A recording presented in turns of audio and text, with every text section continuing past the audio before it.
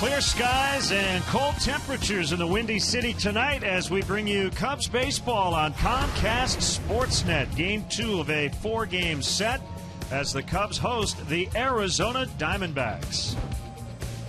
All bundled up tonight once again, along with Jim DeShays. I'm Len Casper. The Cubs are 2-2 on this homestand, and when they've won games so far this week, they're getting a lot of production from the bottom of the order. Yeah, indeed, that certainly was the case last night. From way at the bottom of the order, Travis Wood had a big night with a 3-run home run and an RBI double, but we'll show you the numbers in the 2 games they've won. The bottom of the order, 7, 8, 9. I've got 9 out of 21, 3 home runs, 9 driven in, and their 2 losses, just 4 out of 21 from those spots in the batting order. Cubs much better at home so far this year.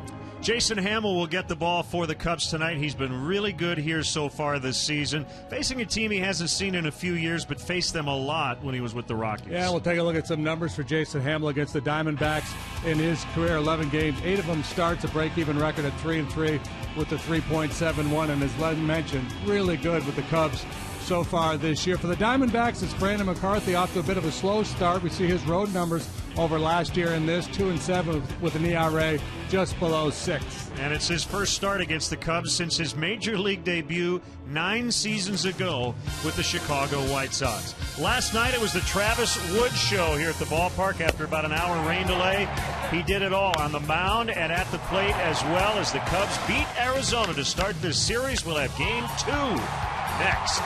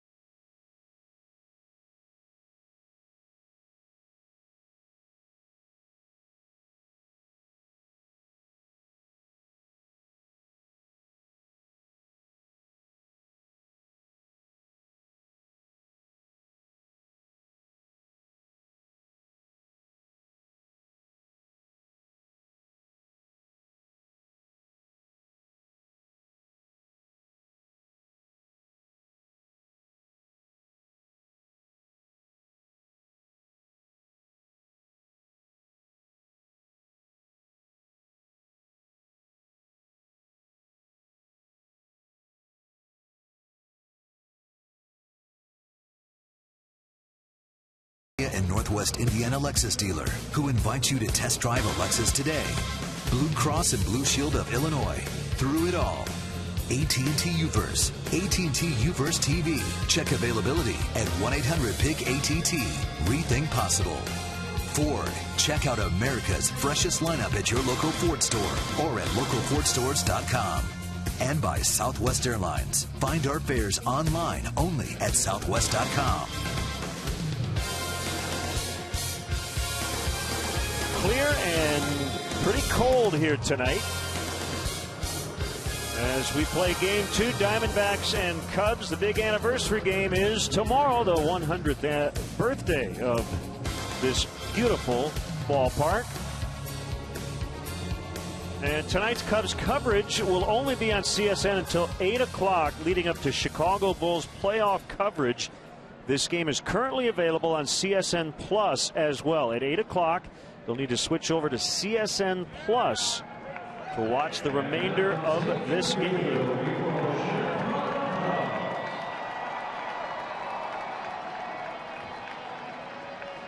Let's get the Diamondbacks Southwest starting lineup. Tony Campana, the ex-Cub, will lead it off in center field. Martin Prado is going to play second for Aaron Hill tonight. Paul Goldschmidt had 3 hits last night in a Diamondbacks loss. Eric Chavez will be the third baseman in the cleanup spot. Cody Ross in left for Mark Trumbo.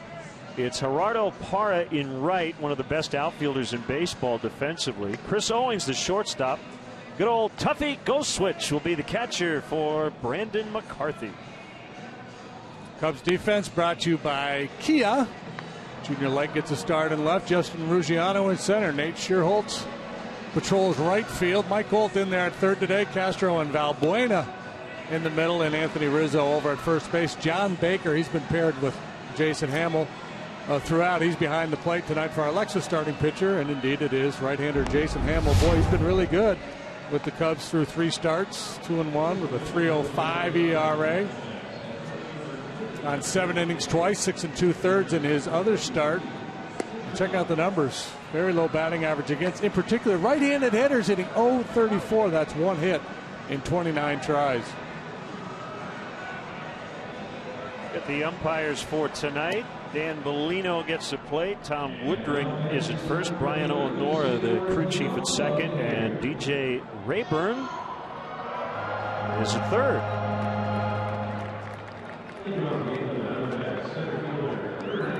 It's only cold if you think it's cold.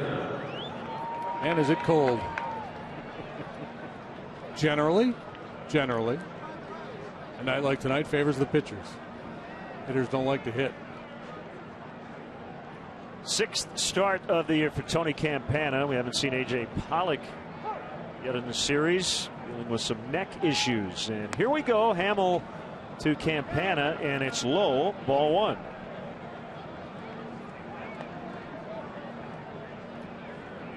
Prado and Goldschmidt to follow for the D-backs.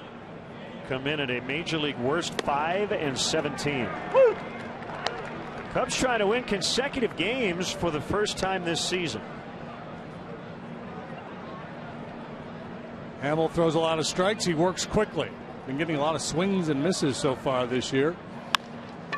Ground ball to the shortstop, Castro. His throw beats Campana for the first out. Yeah, so typically on a cold night like tonight, a starting pitcher, he's always active and moving, so it's a little bit easier for a pitcher to stay warm. Tougher for the position players, especially if they're out there for long defensive innings. So as a pitcher, you want to work quickly, get the boys off the field, get them into the dugout, see if they can scratch out a couple of runs for you. But there comes a point when it's so cold that nobody enjoys it. As a pitcher, you lose the feel for the ball. I don't know if we're there yet, but as the sun dips down, we might get there.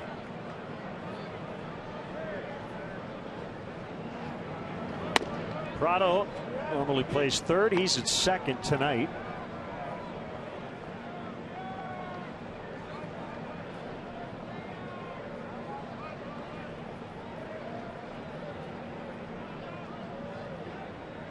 And the 1-0. Blooper into right, and it'll be run down by Schierholtz for the second out.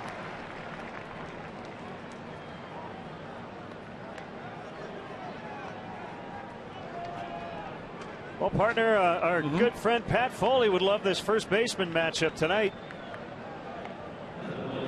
Got Goldschmidt and Rizzo both hitting third, and they're both hitting 333.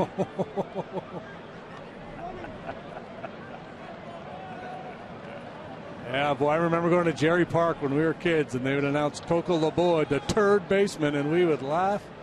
I thought that was the funniest thing in the world.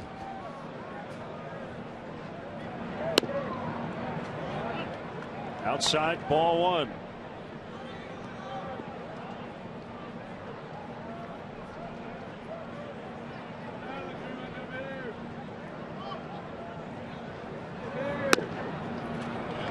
That's a pitch. If you can get that all night, that'll help the cause. If you're Jason Hamill. Yeah, it's a safe haven, If you can get that outside fastball off the edge called, you don't have to worry too much about tricking hitters if you can just bang away at that outside edge. Here's a good complimentary slider. Travis Wood last night threw a boatload of fastballs. Fastballs and cutters. Didn't use his changeup or his curveball very much at all. His fastball command was outstanding.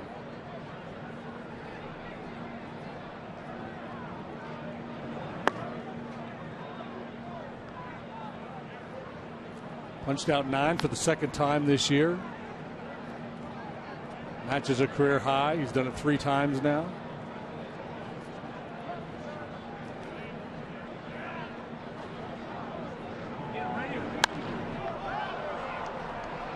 Foul pop. Baker will give it a look, but it's about 10 rows up.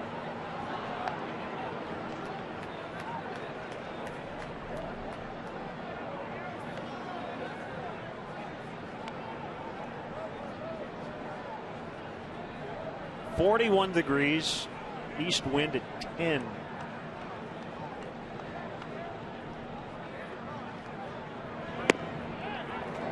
Outside, so 3-2. So what's the feels like? Well, I think the wind chill is in the upper 30s, so it's cold.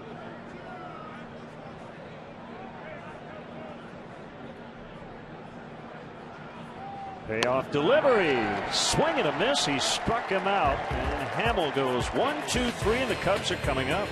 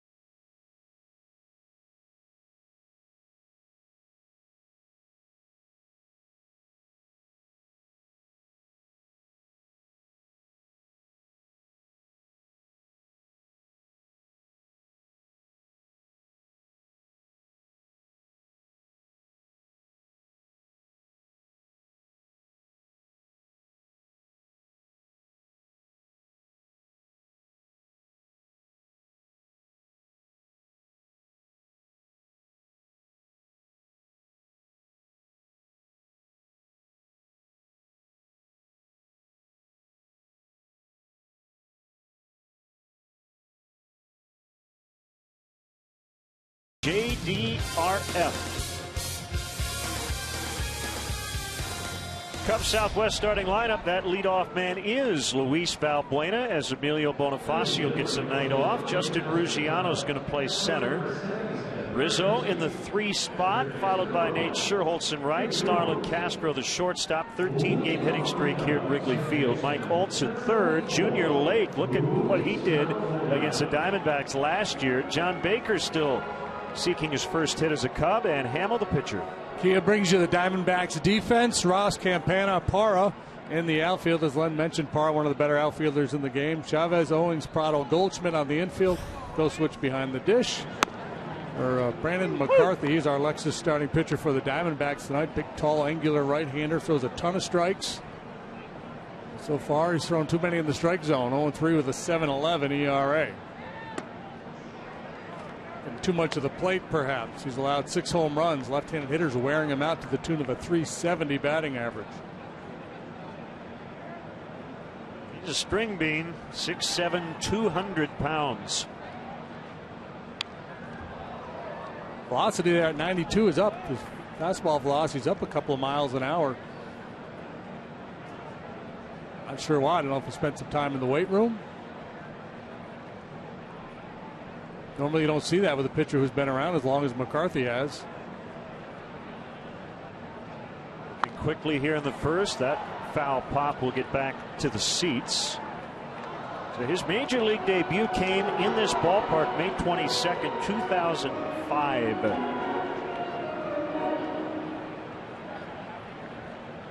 Almost 9 years ago. He pitched fairly well for the White Sox that day. 2 earned runs in 5 1/3 innings.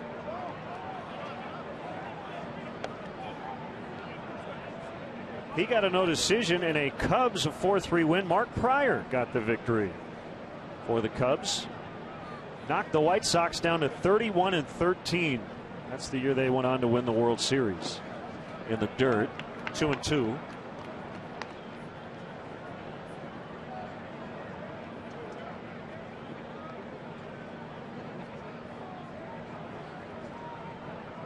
Yep, bundle up.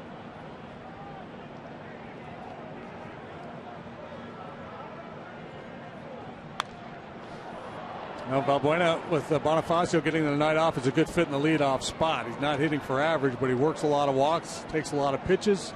Typically we see him in deep counts.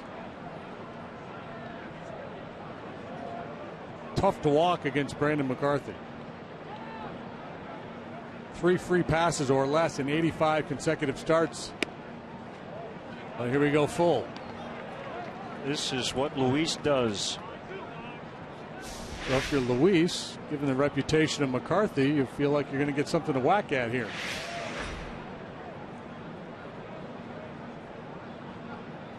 Comes the 9th pitch of this sequence. We're going to see at least 10.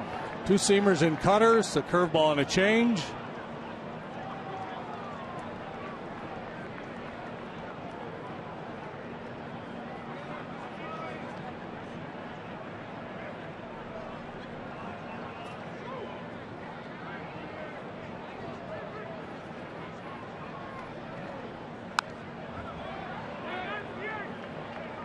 Once again, we'll have Bulls playoff coverage starting at 8 o'clock here on Comcast Sportsnet. This game is available on CSN Plus as well. So at 8 p.m., you'll need to switch over to CSN Plus to watch the remainder of this game.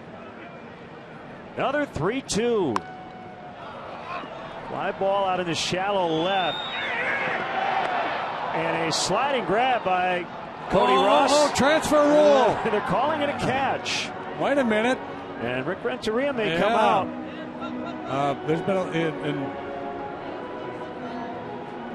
he's looking out there, and Gary Jones is talking to the third base umpire, DJ Rayburn, about it. So you know they've clarified the transfer rule of what makes a catch this winter, and you're supposed to be able to take the ball cleanly from your glove. That's always been the rule, but they've kind of asked the umpires to enforce it. So he's got it there. I mean, that's a catch. Well, it should be a catch, but given the rules, this is what's going on. Yeah. This is what they're calling that, not a catch, because he does not control it as he takes it to his throwing hand. You're supposed to pull the ball out of your glove to show that you caught it. Yeah. You know, at some point, the rule has to be like he had it for 2 seconds or a reasonable amount of time.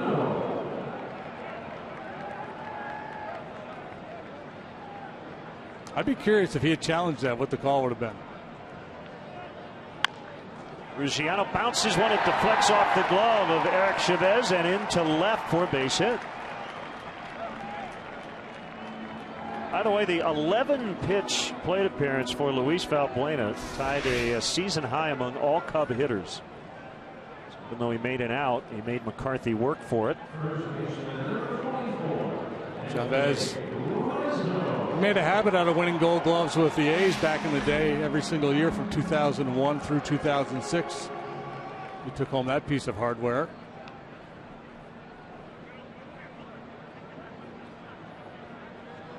Brings up Anthony Rizzo. Historically, and it's a fairly small sample size for Rizzo, March and April combined, we'll say, his best month. OPS of 875. This season well above that. Hit a bunch of home runs early last year. Just 2 so far for Anthony, but well, I really like the approach at the plate. He's just putting together a string of quality at bats. If he continues to do that, he doesn't force the issue, the home runs will come.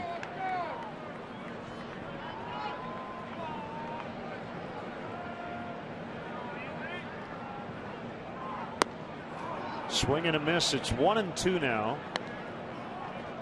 Ruggiano at first and 1 out.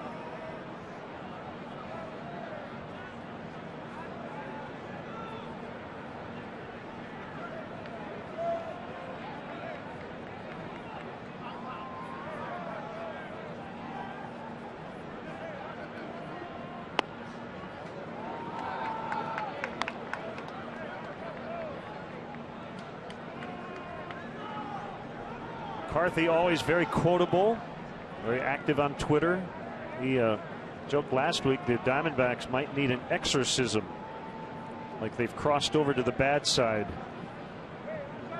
with their terrible start this year. Was it 9 out of 10? 10 out of 11? 9 out of like 10.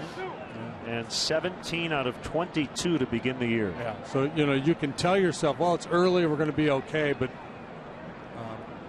that only goes so far. Right now, they've just they feel like Eeyore. They just got that cloud kind of hanging over them everywhere they go. There goes Ruggiano. The pitch is low. It's ball 4.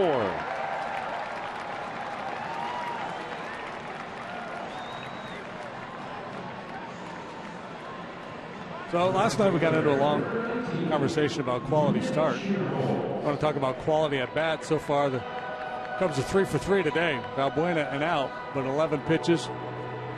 Made McCarthy work. And then base hit walk after Valbuena.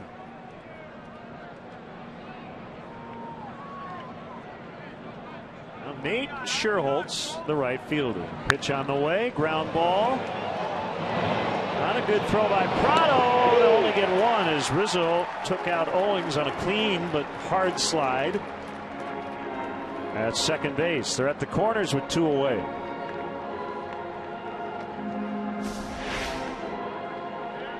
And Prado having to range toward the line that much and make that long throw back across his body. Very difficult double play to even contemplate turning. I think if that were an accurate throw, Owens just catches that ball chest high and steps out of the way of Rizzo, but the throw was kind of out in front of him anyway, so he had to kind of clear Rizzo. Not a bad idea to at least make a throw. Lucky Anthony didn't just bury him. Here's Castro with runners at the corners and 2 outs, and he looks at a strike on the inside.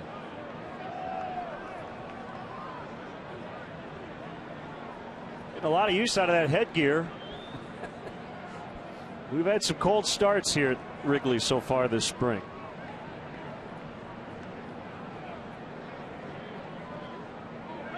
It looks like an extra from The Sound of Music. Mother Superior.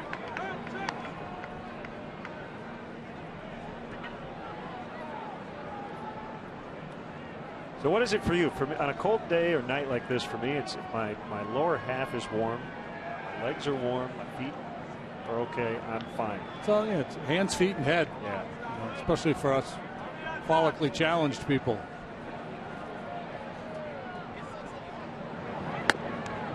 That is a strike. Were you Mr. Tough Guy when you pitched on nights like this with the somewhat short undersleeves? I don't believe so. No, I usually wore sleeves. Did you wear a hat like that when you? I would have if it were an option. I would have. I think yeah. I think it should be, as a matter of fact. I can see that. Close, didn't get it. On a cutter, it's 2-2. Yeah, it's fine. I remember one game here when I was with the Twins pitching across town at the Cell. Either the Cell or Comiskey, I can't remember. It was 93, 94, right around the time the new ballpark. Would have been the new one. Yeah. It was like 28 degrees.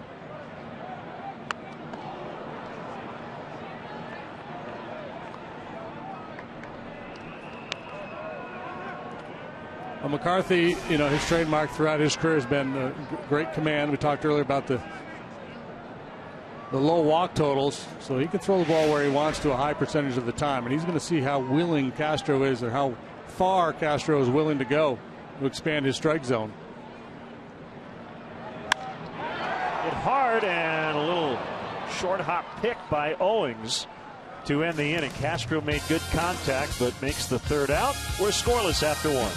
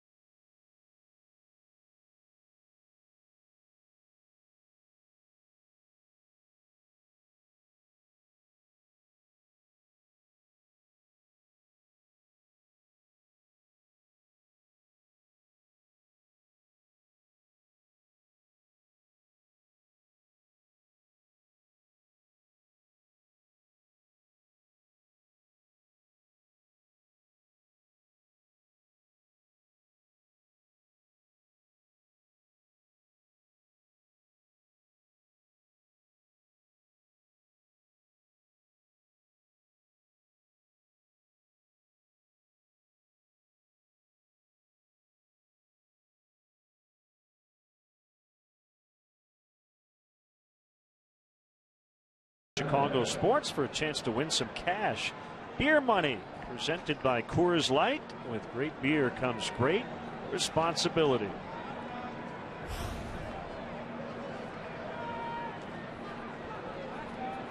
Nothing subtle about that show. The name of that show. It's right to the point. Beer money. Kind of explains it all in 2 words.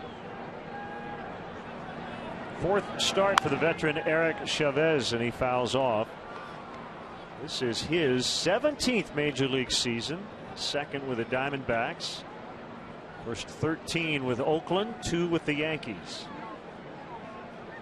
You mentioned he was a perennial Gold Glover with the A's earlier in his career. Yeah, he could really pick it. 30-plus home run type guy. You see career 258 bombs. Lifetime just under 270. Very solid major league career. He's not been an all-star. He's had a lot of injury problems here the last few years as he fouls one out of play to the pull side. At least one DL stint every year since 07.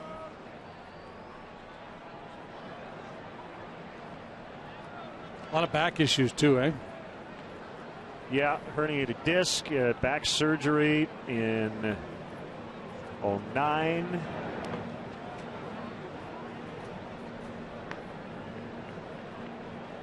Surgery on both shoulders.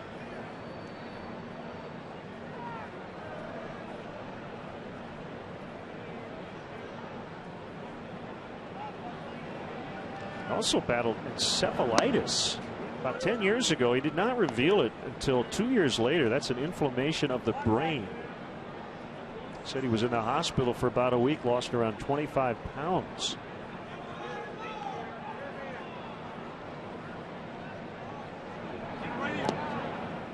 Three and two the count. Cody Ross is on deck.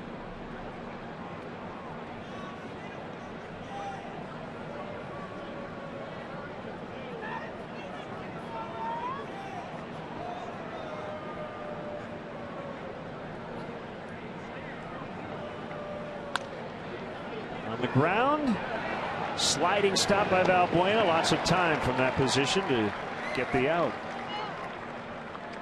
In-depth stats, play predictions, and analysis. Follow the action with Cubs in-game live on CSNChicago.com. Brought to you by Comcast Business Class.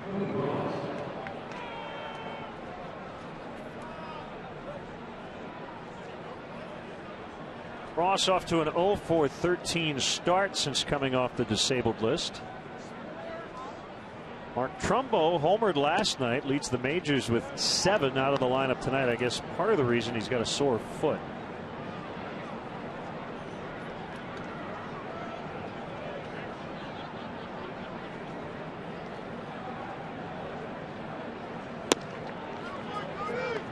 Two balls, no strikes. Whip is walks plus hits per innings pitched, and it's a fairly easy way to figure out the amount of base runners you give up, and Jason Hamill hasn't given up many. Your whip is around 1 or so. That is terrific. His is .73. So 3/4 of a person getting on base per inning. Whip it good. What is he? 0.73. That's the best whip in the National League, as a matter of fact.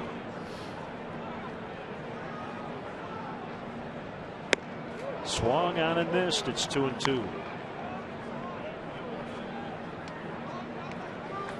22 innings, just 10 hits. He's walked 5. He has allowed 4 home runs, 3 of them coming in one game, though, and he had a comfortable lead in that one. Done everything you ask a starting pitcher to do. Pitch deep into games, limit the walks. When given a lead, he's pitched very comfortably. Last time out, he got shut out in New York, part of that double skunking that the Cubs endured over in the Bronx.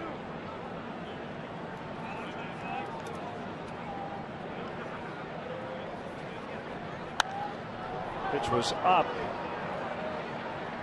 As Ross will fly out to Scherholtz. Not a lot of real estate down there.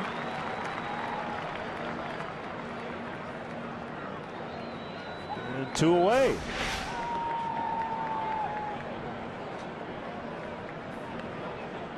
If I'm pitching and the ball's hitting his direction, I feel pretty comfortable. He's a really good outfielder.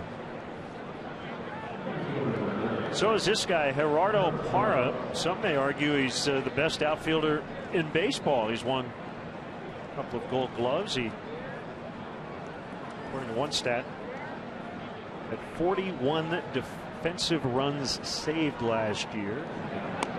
All outfielders. Yeah, for me, over the last 3 or 4 years, he's been one of the more underrated players in the game.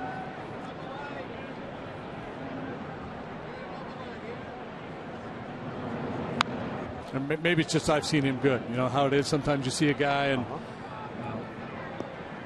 is really good at bats and does a lot of damage against the club you're covering. That's been the case for me with Parra. Got good numbers against Hamill. 7 out of 20. Line and caught on the leap by Mike Alt.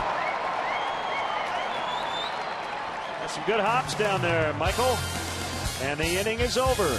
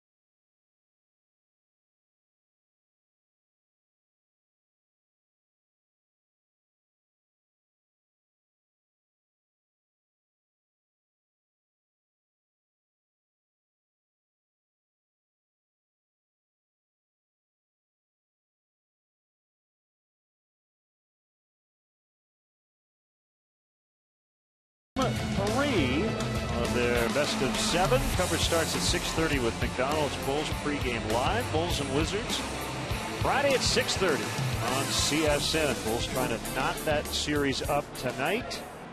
And again, we'll have coverage on Comcast Sportsnet at 8 o'clock, top of the hour. The Cubs game also on CSN Plus. Switch over to CSN Plus at 8 o'clock for the remainder of this one. And partner, how often is a guy who makes a great defensive play lead off the next inning? He earned it. Well, there's a 1 in 9 chance when a guy makes a great play to end an inning that he's going to lead off. Yeah. So I would say that's probably about how often it happens. I would say about 11% of the time. We just notice it.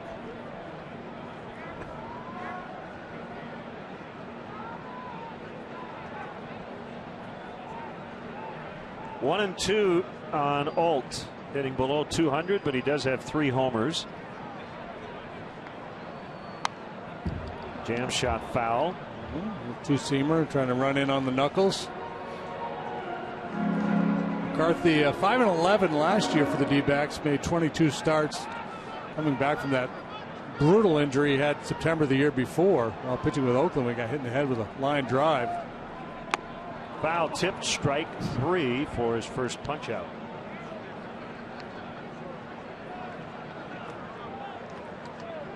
New in 2014, the Cubs Authentics Wrigley Field 100 collection, from game-used throwback jerseys and Wrigley Field 100 baseballs to autographed items from your favorite alumni and Hall of Famers. Cubs Authentics has the most exclusive memorabilia to commemorate a century of Wrigley Field. Visit Cubs.com/authentics all season long for updates on the newest game used and autographed items. Breaking ball misses on Junior Lake.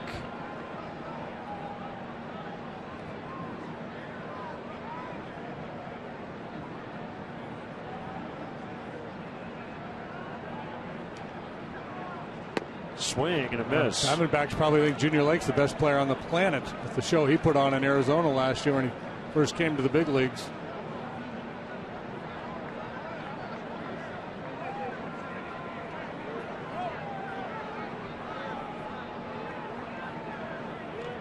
Yeah, it was impressive to say the least.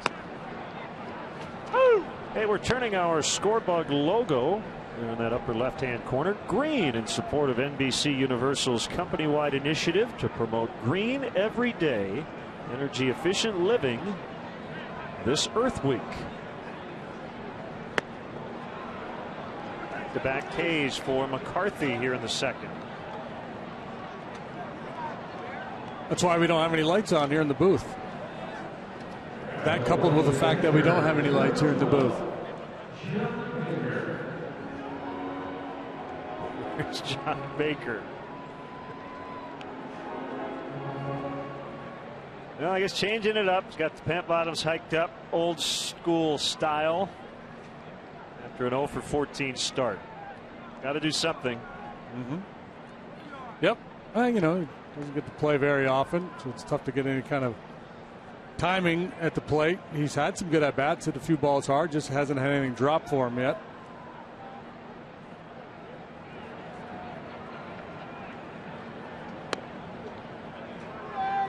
Inside corner.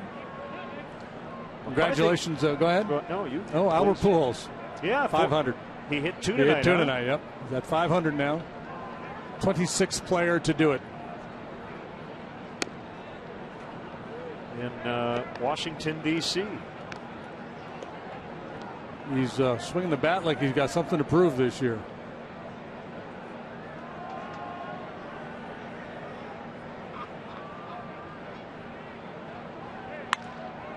Mentioned McCarthy, not a high round draft choice, 17th round in 02 of the White Sox out of Lamar College in Colorado. He went to high school in Colorado. He was born in Glendale, California.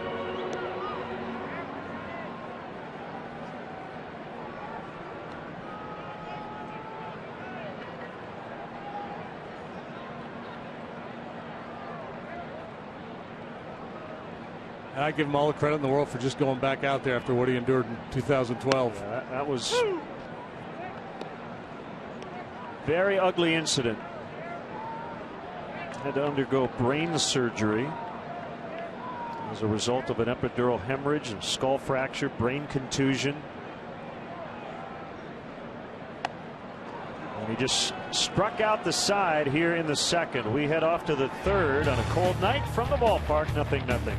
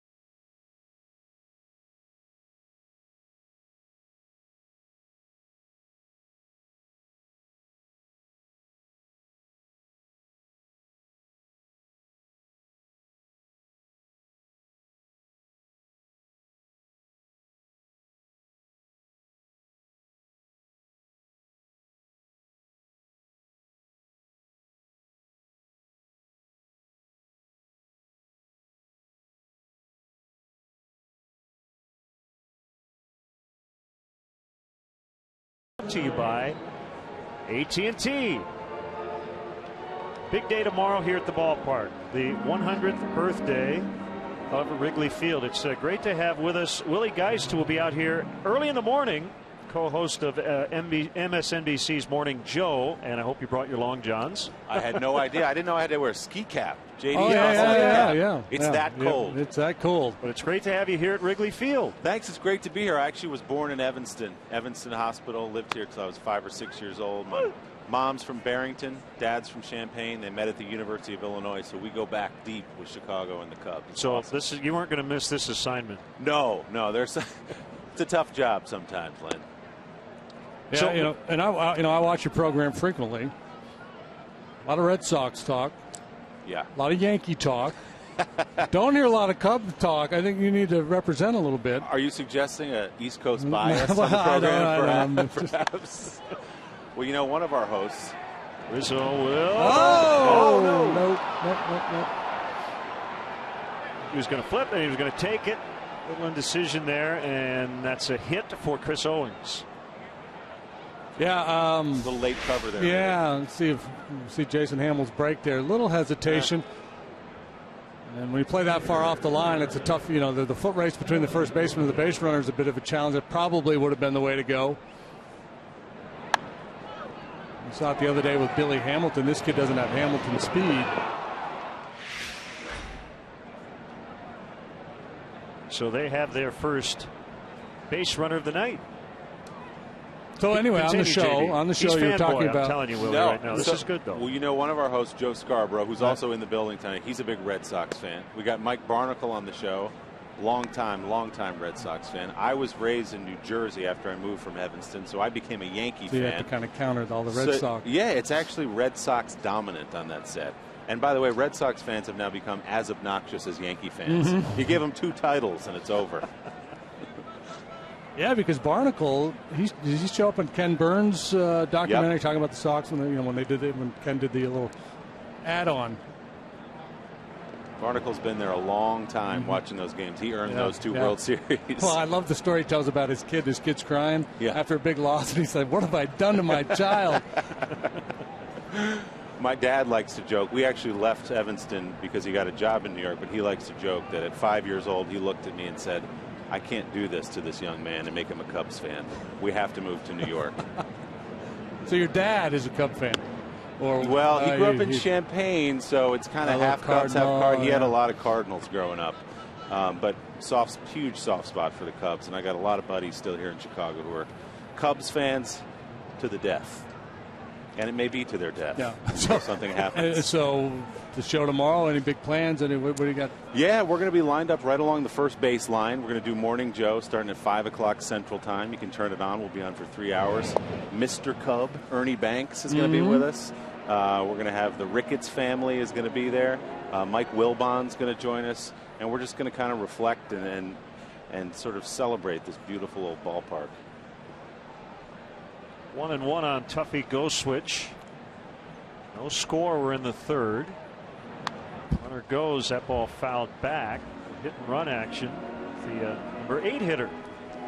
What's the feeling, guys? I know what the future feels like for the Cubs, but everywhere I go, smart baseball people I talk to say, great farm system for the Chicago Cubs. Yeah, top 3 or 4 among all the publications. So does that give you some optimism? Oh, absolutely, yeah. I think there's a plan in place here, and I know the fans are frustrated. They'd like to see it come together a little more quickly than it has, but some really good young kids down in the farm system, position players in particular.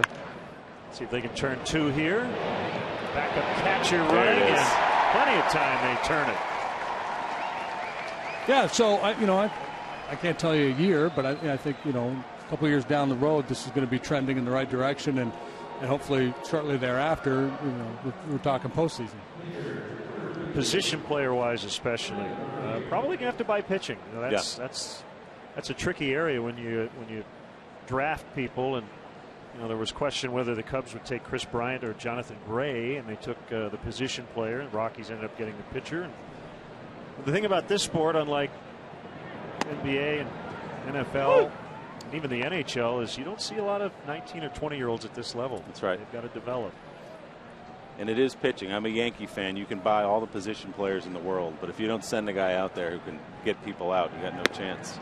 Well, we were in New York last week, and the Cubs got shut out on both ends of a doubleheader. We saw Tanaka, and the Cubs made a pretty good run at Tanaka, and he's legit. I mean, that's the kind of guy they're looking for because he's young enough that when the other kids get here, he could have been a nice piece of that. He's actually pitching tonight. I'm looking up at the board. They're up 4-2. Yankees winning in Boston. You probably know this, but if not, for the show tomorrow, you can't get all the scores up on the board. Oh, is that right? Yeah. No, I didn't know that. Yes.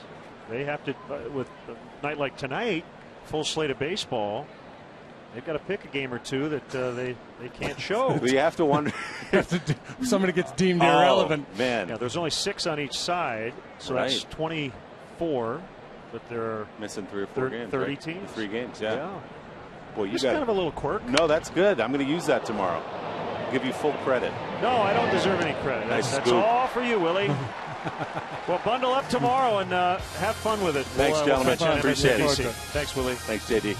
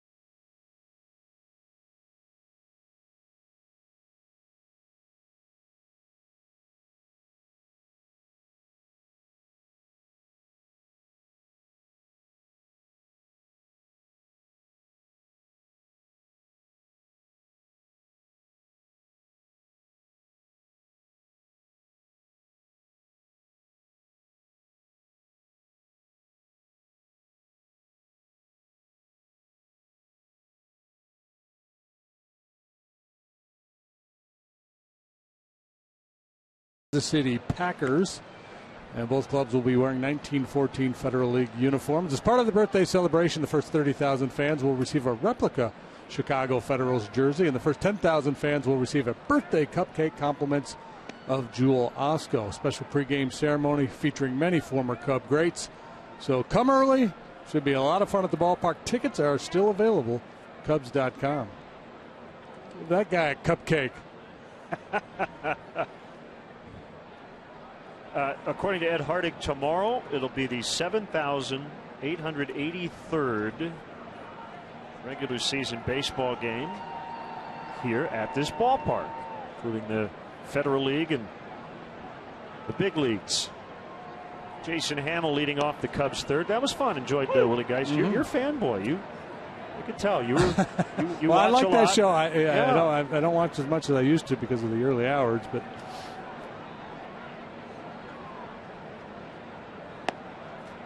Swing and a miss. And it's 0-2 on Hamill. Good, thoughtful conversations on there. Oh, he knows his stuff.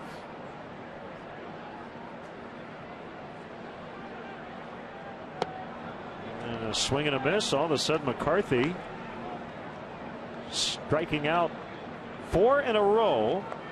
And we are nearing the top of the hour at 8 o'clock. We'll be leaving this game on Comcast Sportsnet for Bulls playoff coverage. Game 2 tonight against the Wizards. You'll need to switch over to CSN Plus to watch the remainder of this game. Go to csnchicago.com to Locate the CSN Plus channel number in your area.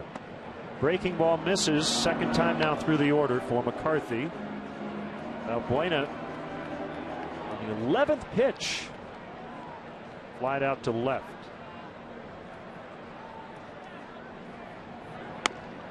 Yeah, that was kind of our first transfer rule controversy, so we'll have to kind of get the scoop on that either after the game or tomorrow before the game on what DJ Rayburn had to say about it. He made the out call pretty quickly. And by the way, as a baseball fan, I mean, it would have helped the Cubs a lot. And you wish they had challenged it and had it reversed, but that's a catch. Yeah, right. I'm with you. I don't like the way this transfer rule has been interpreted a couple times already this year. For me, that's a catch. My only point was if they're going to continue to call it the wrong way, then it might be worth taking a look at. Yep. And again, it's not the wrong way. It's how the umpires have been instructed to call it. Question is, do they revisit it here? 2-2. The wind and the pitch. It's high on a cutter, and it's 3-2. Again, to Valbuena. He might lead the world in 3-2s. He and Votto. Reminds me of coming here when Fukudome was here. He was always 3-2. That ball ripped into the alley. That's going to go all the way to the wall. And it's a double. First at bat was good. Second at bat was really good. Again, working a count and then delivering this time. Good ringing a double to left center.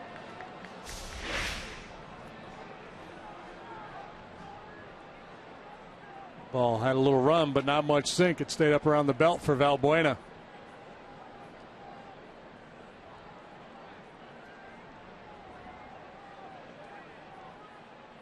Scoring chance here for the Cubs in the third. Couple of shots here to get Valbuena home, and starting with Justin Ruggiano, takes a breaking ball inside. Go switch was crossed up. Go switch a journeyman, a good defender, a good receiver. You see, he's looking fastball away, and it's a backdoor breaking ball.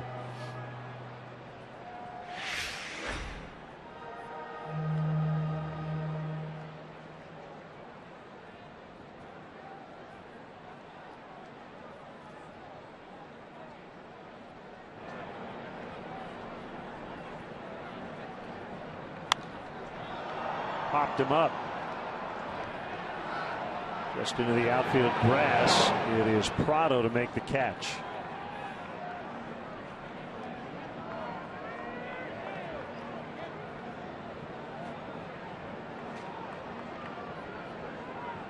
I don't know for sure, JD, but I think on that ball hit by Owens, it looked to me like Anthony was thinking. And especially after that Hamilton play the other day, the timing wasn't good because he was kind of caught in no man's land, and the hesitation, and at that point, no chance to make the play. But you know, you just got to react. It just looked like he was. Yeah. Well, at the risk of overusing it, the Crash Davis quote. Don't think you're only going to hurt the ball club. The idea is to rehearse the play in advance, to be out there. And this is what Ricky Renteria talks about, wanting his guys to be mentally exhausted at the end of the game. If you're an infielder or outfielder, you should be out there before the pitch. The ball's hit to my right. What am I going to do? If the ball's hit down the line, how do I react? Where's my second baseman? I mean, and it does, with more advanced shifting going on, it takes players out of the natural position they're used to playing for years and years and years. So, more thought is needed.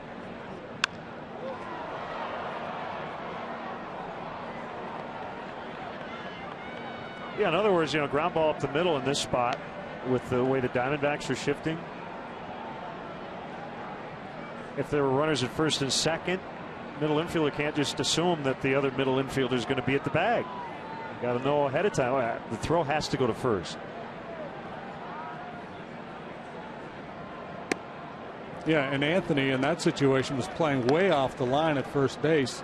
So he knows, okay, Owens can probably run a little bit. So if it's hit to me, I've got to maybe take a little bit more aggressive approach at getting after the ball and then just no hesitation, get it and sprint to the bag as fast as I can. Don't assume the pitcher's going to beat the base runner over. We had one real early where Castro made a play and they weren't able to turn two, and he looked a little hesitant. The coaching staff told him, you did the right thing. And they had to go over that particular shift and say, okay, in this spot, here's who covers second. So he did exactly what they wanted, but they just, hadn't communicated exactly what everybody's supposed to do in that spot. And Jason was probably a beat late leaving the mound as well, because a lot of times as a pitcher, you're so focused on home plate, you don't really scan your fielders to know exactly who's where. And you see a ball hit in that direction, and your mind says that's a 4-3 play. That's a ground ball to second, and and then you look and you go, oh, wait a minute, my first baseman. Now I got to get over there, and that little bit of hesitation costs you.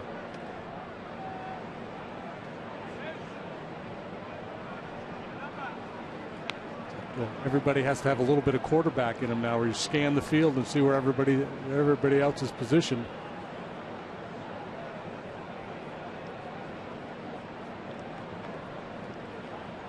Full count on Rizzo. Sherholtz on deck.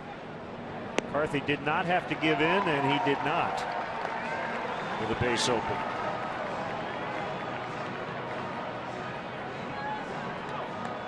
Once again, we will be leaving this game within the minute. For Chicago Bulls playoff coverage, you need to switch over to CSN Plus now to watch the remainder of this Cubs broadcast. Go to csnchicago.com and find the CSN Plus channel number in your area.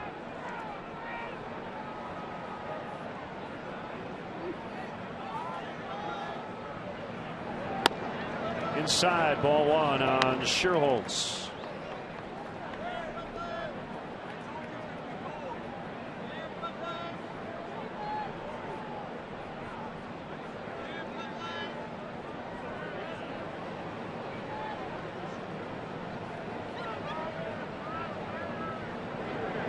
We were talking earlier about Anthony Rizzo and his numbers early last year and the approach he's taken at the plate so far this year. And this is a great example. I think last year, especially in the second half when he started to press a little bit, he would have been probably going out of the strike zone there to try to drive that run in. I think this more patient approach, willing to take the walk, is really going to serve him well. Because he's either going to draw a bunch more walks, and he did draw a lot of walks last year, or pitchers are going to ultimately feel like they have to challenge him in certain situations.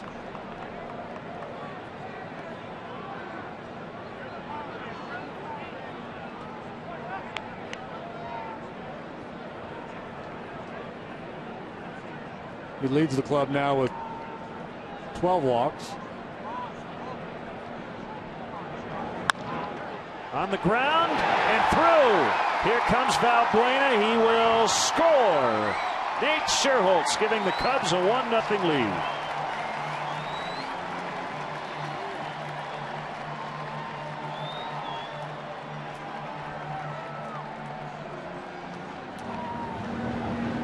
It's nice, too, when you're willing to take that walk and leave it to the next guy to drive the run in when he comes through. As Sherholtz gets on top of this sinker, hits it on the ground. That's what McCarthy was looking for, but beyond the reach of Prado.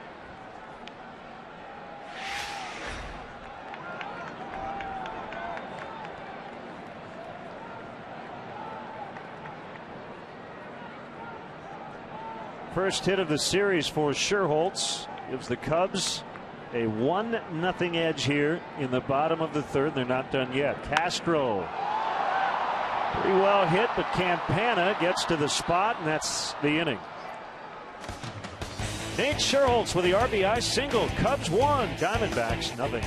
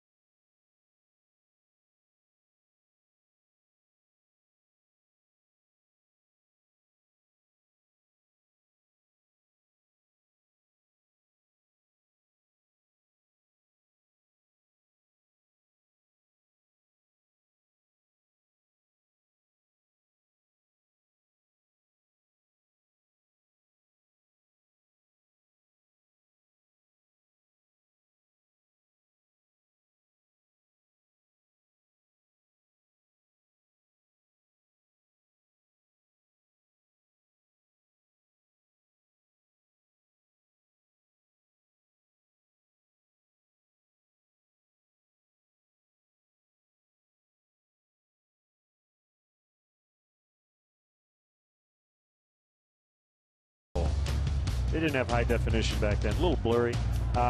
With a no-hitter against the Boston Red Sox, his manager was Lou Piniella. Got his first win of the year. He just joined the club as a free agent in the offseason. This way to introduce yourself. 2 hours, 12 minutes. The home plate umpire was Vic Voltaggio. Rocking that stash, too, wasn't he? Man, that was sweet.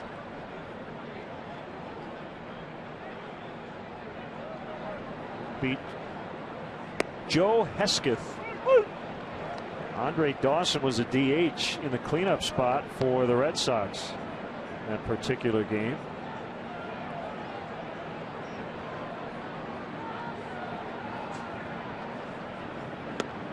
Cubs leading by a run, 1-0.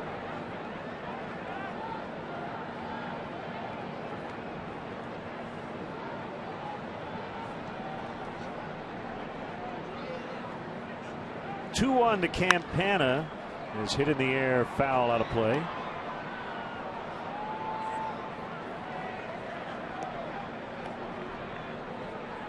Matt Moore, the Rays left-hander, has had Tommy John surgery.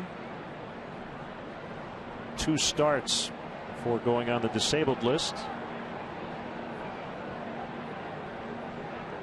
24 years old. Was an all-star last year.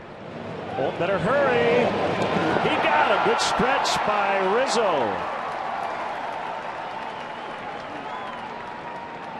Off the bat, I didn't think they were going to get him. Well, made a couple of sparkling plays. One, the reaction play on the line drive earlier. This time, a little squibber down the third baseline. Yeah, that's a real tough chance. And he doesn't have a whole lot of time to set his feet. He just muscles that ball across the diamond. Didn't really get a chance to step and throw. He just heaves that across the diamond. A good stretch by Rizzo.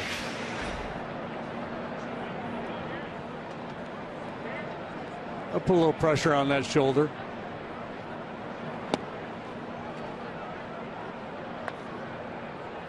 Prado 0 for 5 in the series. Career .292 hitter.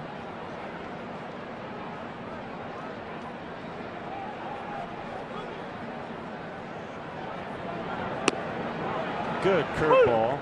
1-1.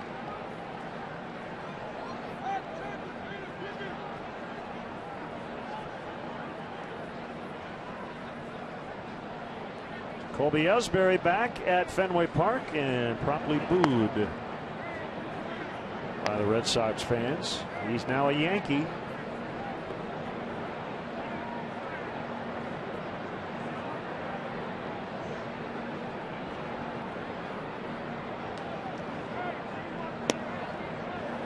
The Yankees,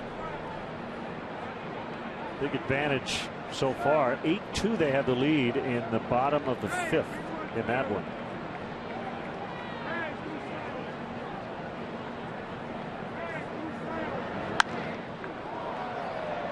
Knocked down, and that's all Valbuena can do as Prado gets his first hit tonight and of the series.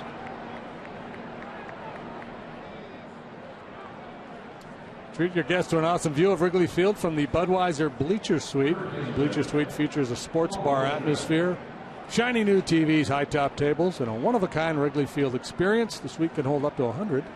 Includes food, drinks, and parking. For more information, visit Cubs.com/suites or call 773-404-4200.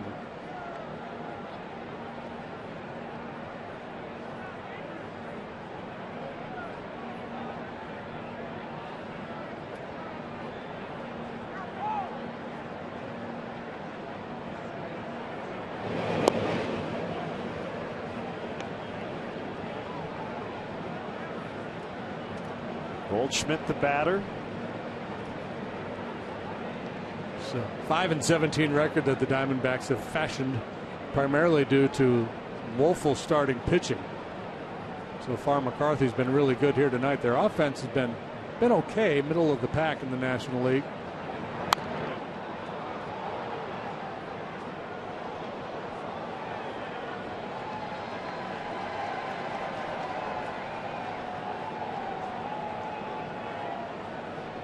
Gibson told an interesting Wrigley Field story yesterday. when he was with the Dodgers. He had a little dust up with Jerry Crawford after a borderline called third strike. Crawford wouldn't kick him out of the game. Gibby basically dared him. And Crawford said, "What inning is it?" He said, "The first inning." He said, "That's right. Go back out there and I want the left field bleacher creatures to bury you for the rest of the game." And sure enough, he heard it for the rest of the ball game.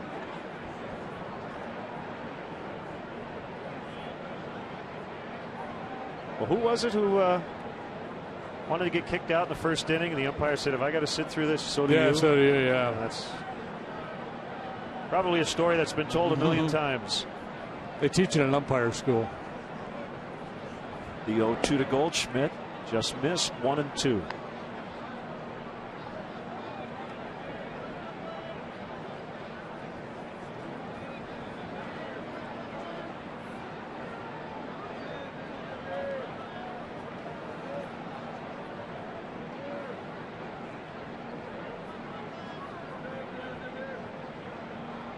Prado at first.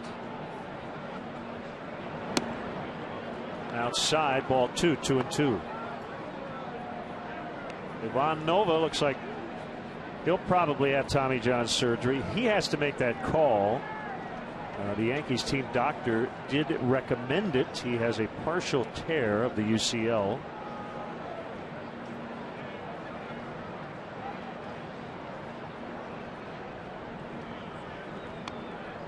I think I counted in the paper today 76 pitchers on the disabled list. Incredible.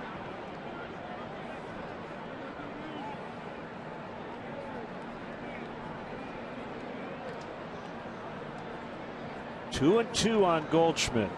Cubs leading 1-0. We're in the fourth.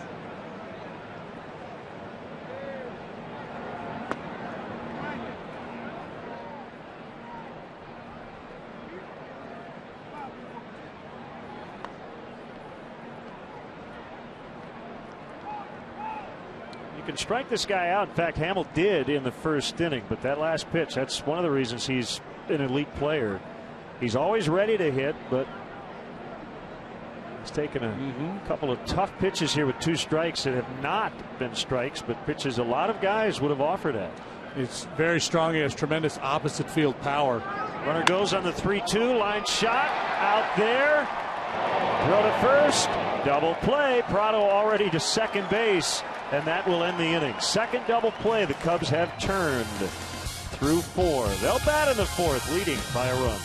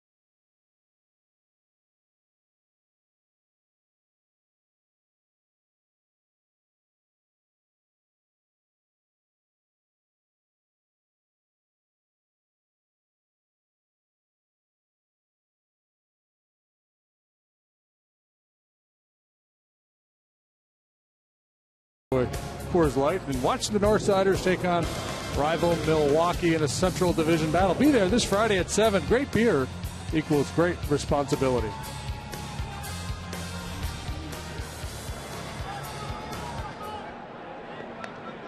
The newborn fan club is the perfect gift to showcase what it means to be a Cub for life.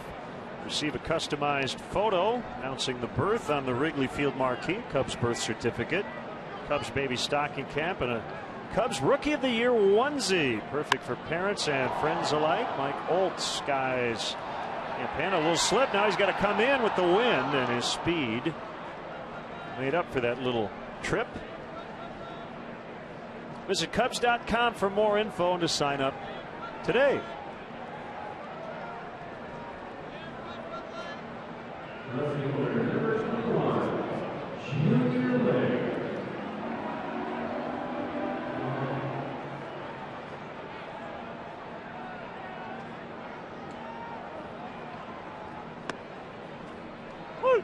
Have you heard the parody song our buddy Matt Spiegel put together on Tony Campana? Have not. His name is Tony Campana. Yeah, it's pretty good.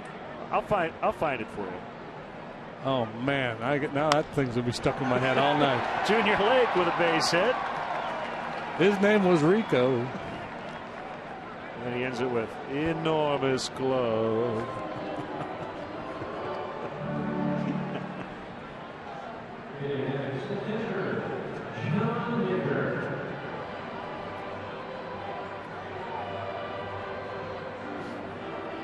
Now you might want to try a little hit and run here. Create a hole for Baker, looking for his first knock of the year. McCarthy's always around the plate. And if you get a swing and a miss, Mike could steal that bag anyway.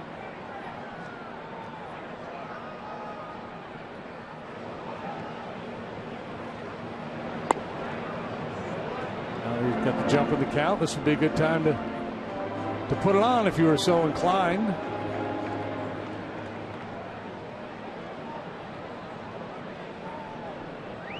They're positive to that too, as you stay out of a double play and make sure you clear Hamill spot in the batting order here.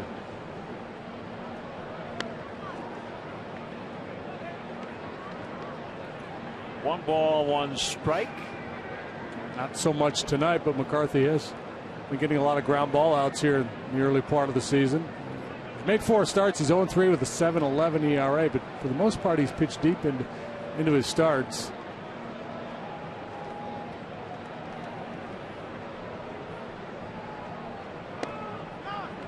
Goes Lake, and he's safe, and the ball gets into center.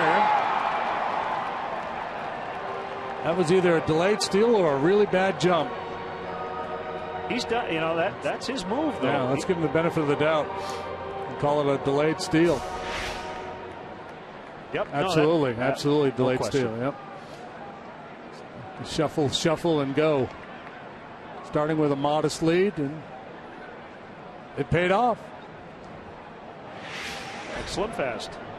Modest lunch, modest lead.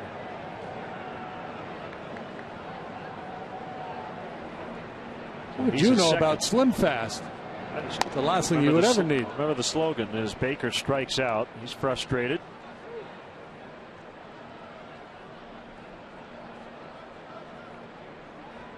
No. You guys are crazy.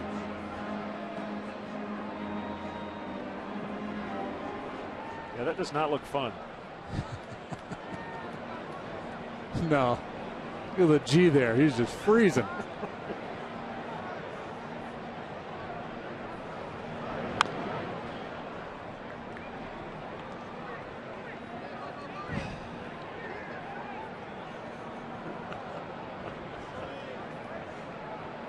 They've got to stand in that position all night. That's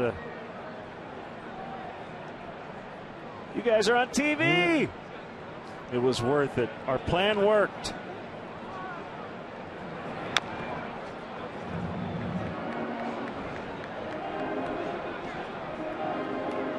Like David Putty going to the Devils game.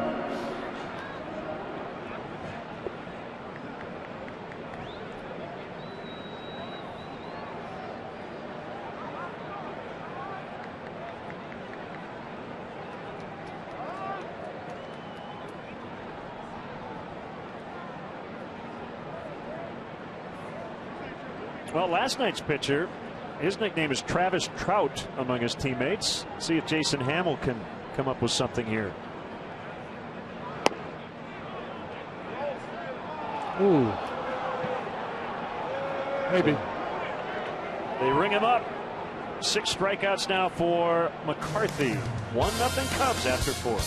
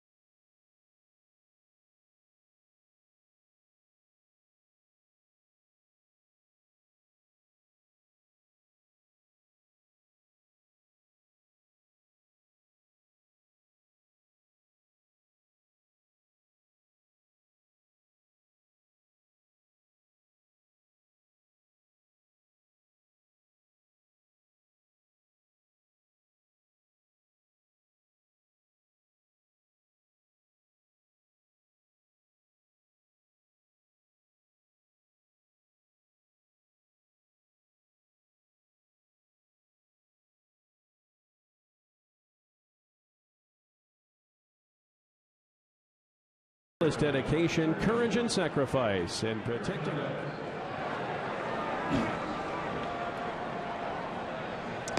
Follow the Chicago Cubs. Welcome back, everybody. Friday, hang with Comcast Sportsnet at the Coors Light viewing party. MLB.com at bat for your iPhone, iPad, Android, BlackBerry 10, or Windows Phone 8. Get scores, stats, highlights, live audio, and more. Text at bat to 31826 or visit Cubs.com for details.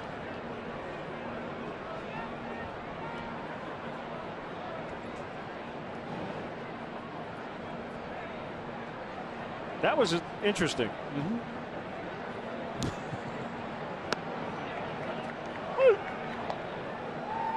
Strike called on Eric Chavez.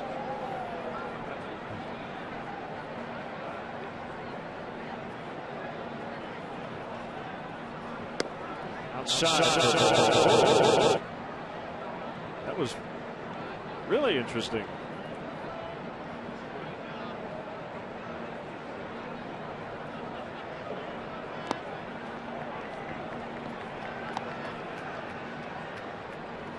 Felt like I was in the Inagata DeVita video there for a second.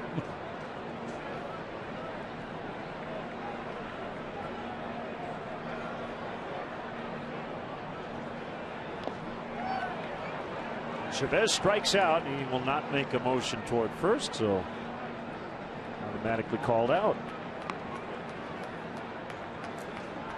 Second strikeout for Hamill tonight. Got Goldschmidt to end the first, swinging as well.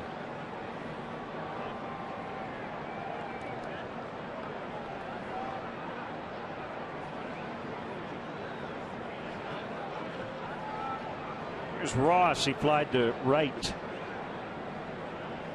Back in the second. Woo. If Cody Ross were a catcher, and he's not, he could go to the mound and he wouldn't have to put his glove over his mouth.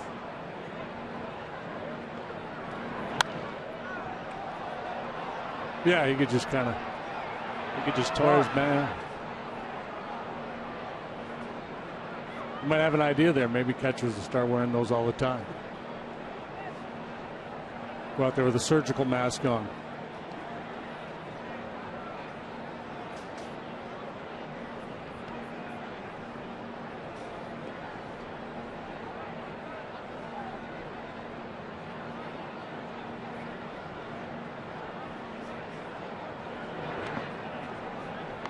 Could be a big day. You know, the Cubs were the answer on Final Jeopardy today. Really? Yeah. Yeah, the category was baseball. And the question, I'm paraphrasing, was which club has an official team magazine named Vineland?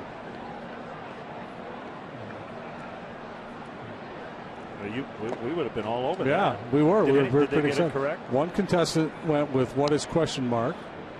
Another guy went with the Giants. And then the lady, the champion, the winner, nailed it. And she's a Cub fan. So it was perfect. She goes, that's my team.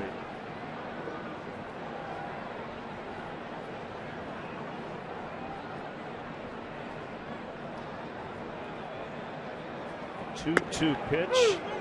Got it. Ross frozen on strike 3. Maybe literally. That's the one we noted back in the first inning, that if you're going to get this pitch, don't forget about it. Be a safe haven. Take a shot at that outside corner. Even if you miss, you might get the call. Good setup, good frame there by Baker.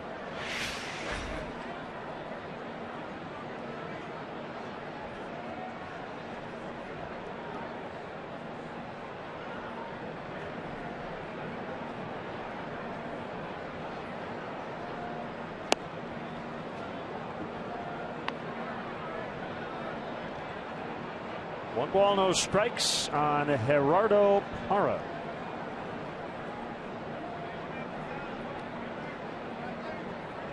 Back quickly comes Jason Hamill. That's a strike right at the knees. Suspensions handed out today after the Brewers Pirates fracas a couple of days ago. Martin Maldonado, backup catcher for Milwaukee, got 5 games. Carlos Gomez 3. Travis Snyder 2 games. He's with the Pirates. Russell Martin got 1. Gomez appealing. Maldonado started his suspension. Snyder and Martin also appealing.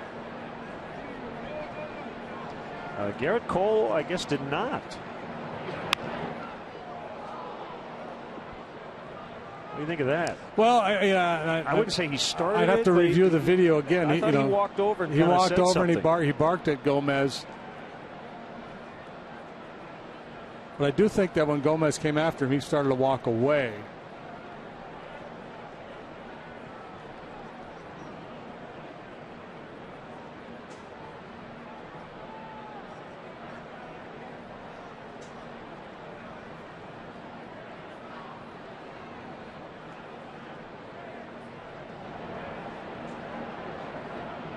Talk more about it in Milwaukee, but Gomez had some interesting comments about it.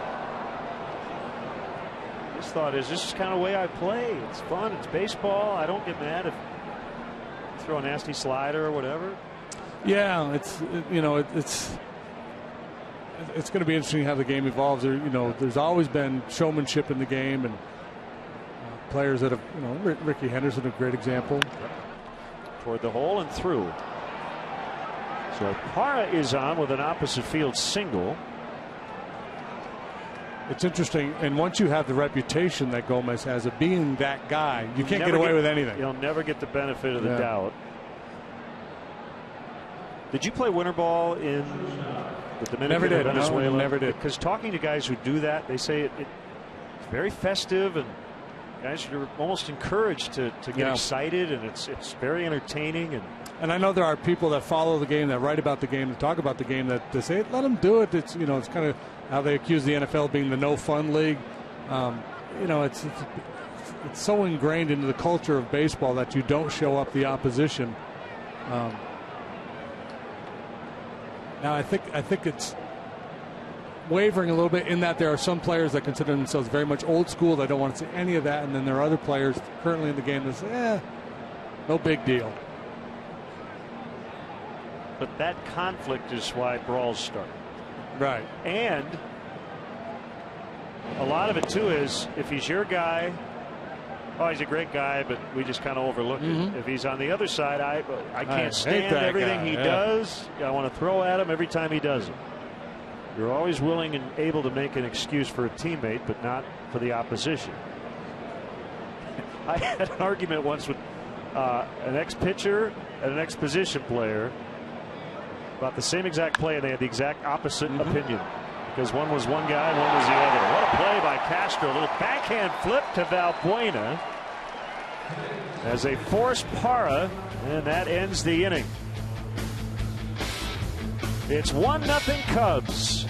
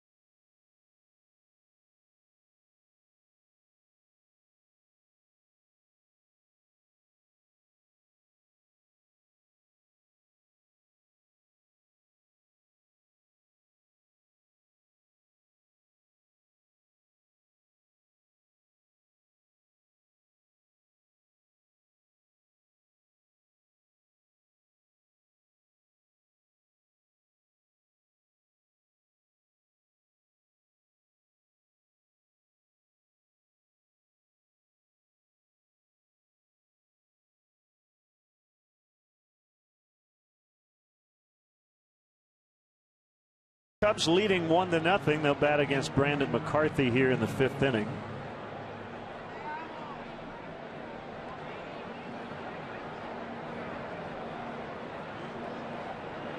And Luis Valbuena takes ball one inside. How about the Marlins beating the Braves tonight 1-0 in Atlanta? Jose Fernandez went 8. He struck out 14. Alex Wood went 8. Struck out 11 for the Braves. In that game, there were 28 strikeouts combined and 0 walks. 2 hours, 8 minutes. Fernandez 3-1 with a win with a 1.99 ERA. Wood took the loss, falls to 2-3 despite a 1.54 ERA.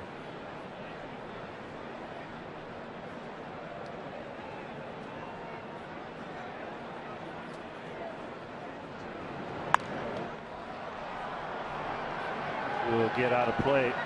Tomorrow, the 100th birthday of Wrigley Field. 1:21 pitch. The Shy Feds against the Kansas City Packers. And if you're coming out, giveaways.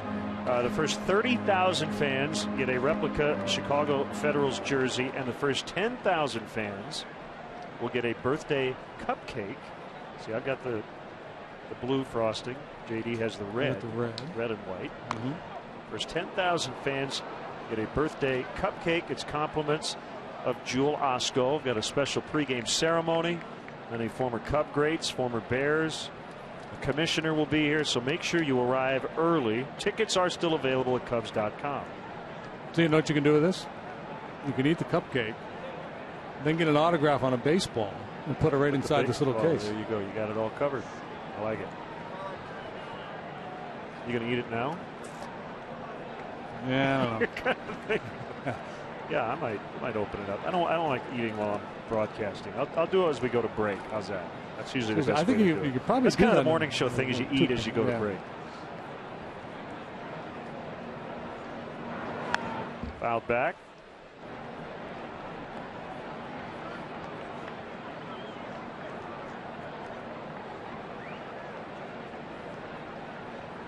I'll tell you one thing: this cupcake smells good. Mm-hmm. Yeah, for sure. Somebody on Twitter said, shouldn't we call it a cub cake? Cupcake. We can. Like it. That's the unofficial title, I guess.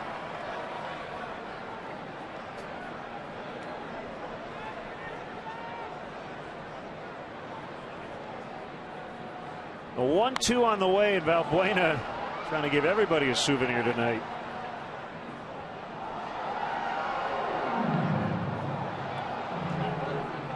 You were referring to Parra earlier.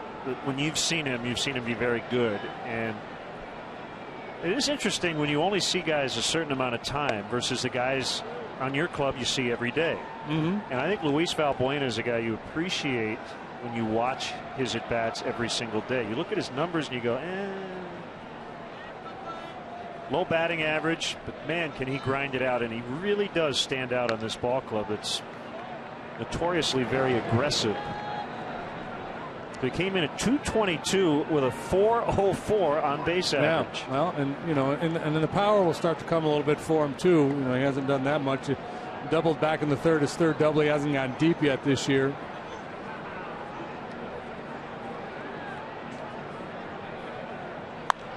And a base hit to right.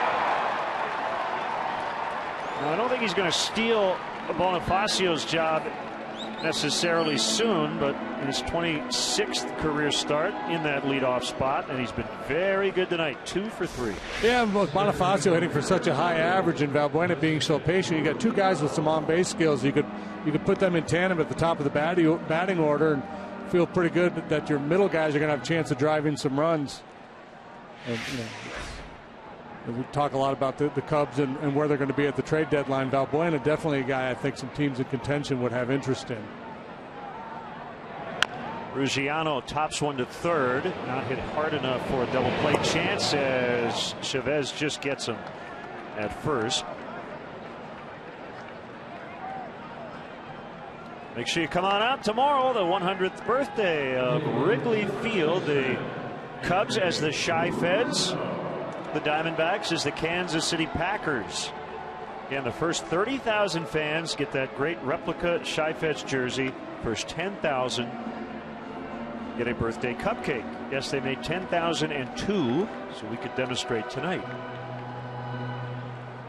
We're special, I guess. Yeah, we got the prototypes. We know the chef. From Jewel Osco.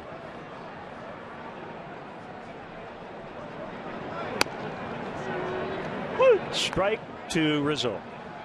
Well, Rizzo up there in a very similar situation last time, and McCarthy pitched around him.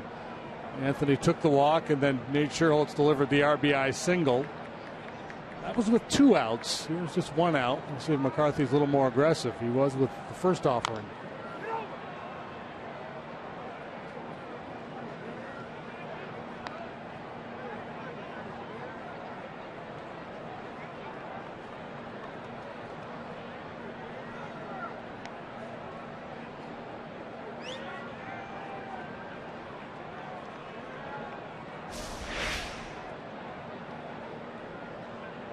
Yeah, I thought that ball was called foul off his foot.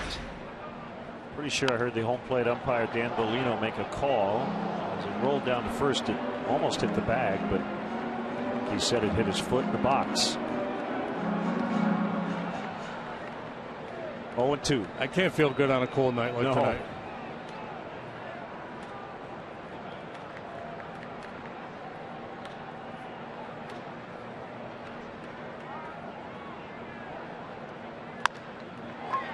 Bouncer, it's dropped by Prado. Everybody's safe.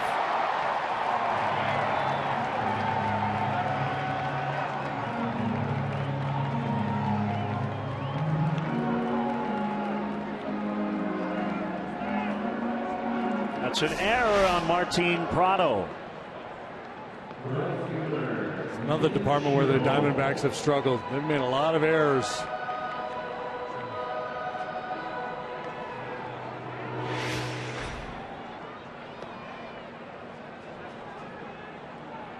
Down to Australia. They got swept by the Dodgers, and it just has gone downhill since. Cubs hoping they caught them at the right time.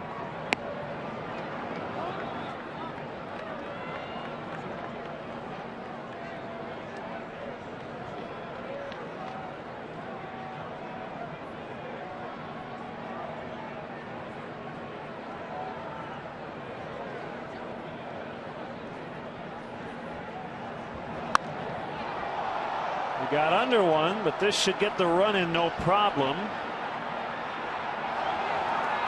Valbuena tagging, and he will score. And the Cubs lead 2-0 as Scherholtz has knocked in both runs tonight. Single in the third. Sac fly here in the fifth, and both times Valbuena scoring.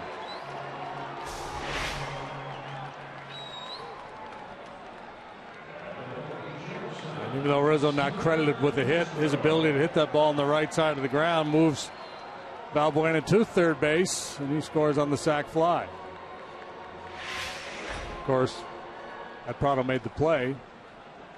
Those 2-out sac flies don't work. So that'll be an unearned run. Castro 0 for 2.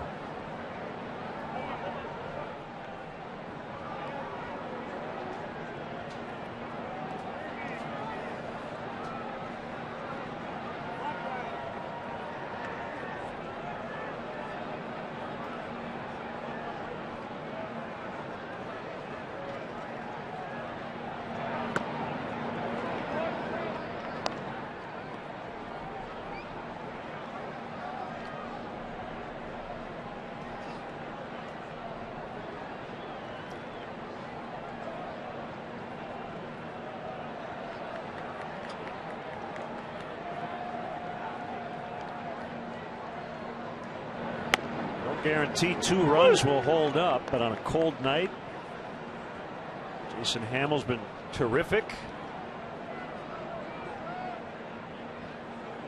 Feel pretty good about this lead at this point as the Cubs try to add on.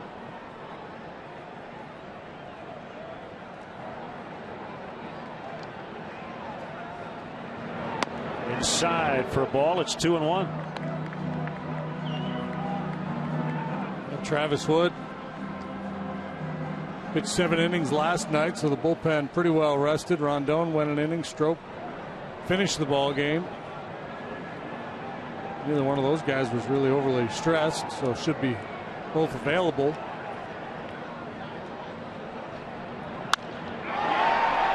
Line shot, base hit right in front of Parra, as Rizzo will have to hold at second.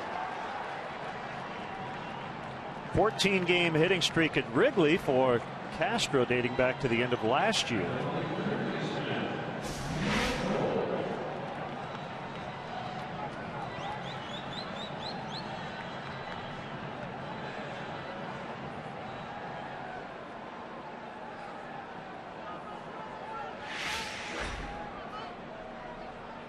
Here's Olt.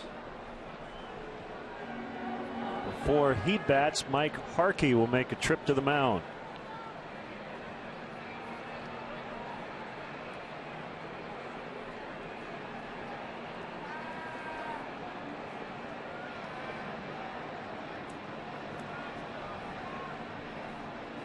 Jeff Samardzija will pitch tomorrow against left-hander Wade Miley. Jeff still looking for his first win. He's got a 1.29 ERA. And then Thursday afternoon, Edwin Jackson and right-hander Mike Bolsinger.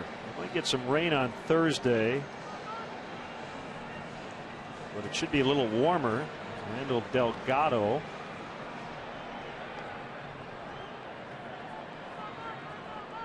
He'll heat up in the Diamondbacks bullpen. They take a few extra tosses on a night like tonight. Wide for ball one on Mike Olt. Good night defensively. Still looking for his first hit, though, at the plate.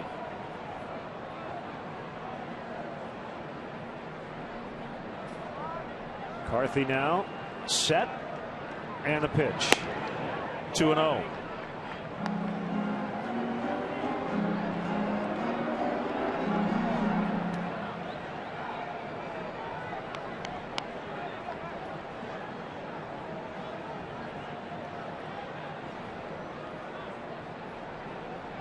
See how aggressive McCarthy is with the 2-0 pitch.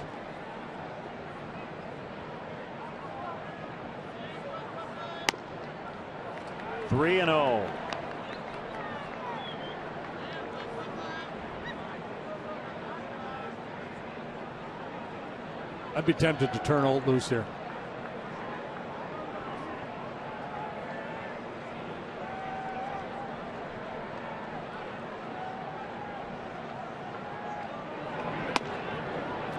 He was taken all the way.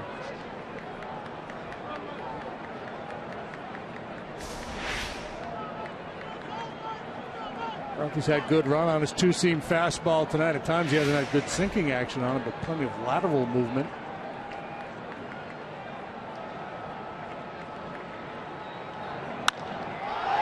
Deep right center field for Mike Olt. It's gone. It's a 3-run homer.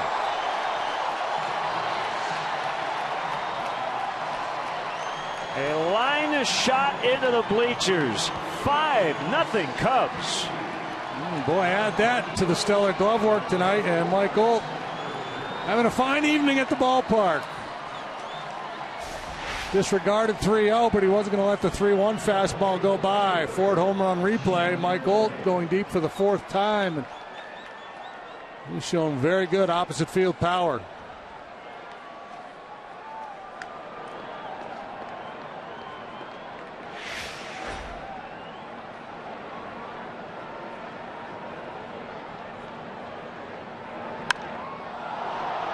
Pops in the center. Well, the 3-run homer has been the storyline in this series. Travis Wood last night. Mike Olt here tonight.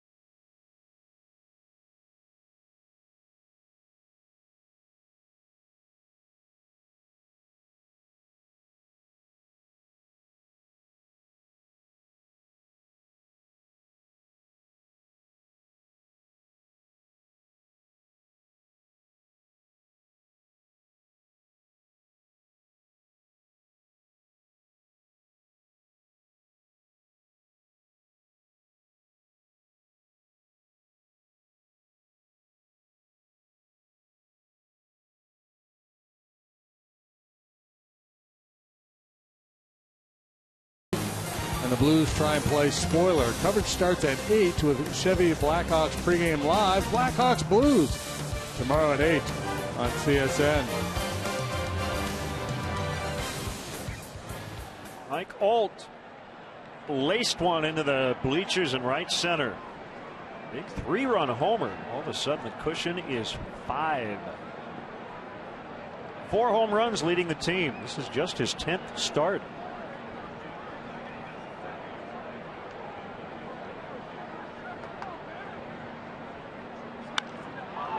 Tuffy ghost switch gets the Diamondbacks on the board. And that is his first major league home run in his 19th career game. It's 5-1.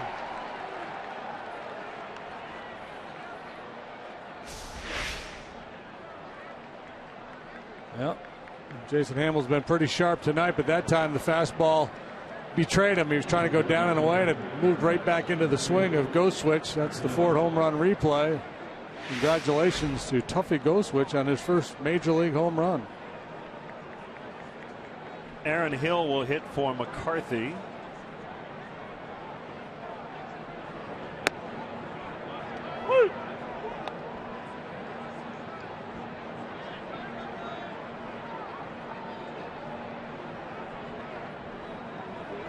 pitch.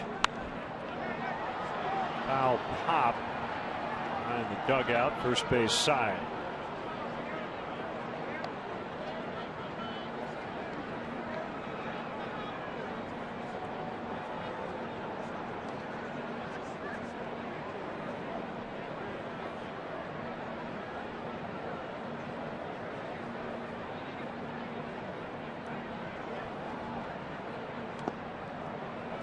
Get him to chase. It's now 1-2. Chance here for consecutive wins for the first time this season. Still would need one more victory to win this series. It's a 4-gamer.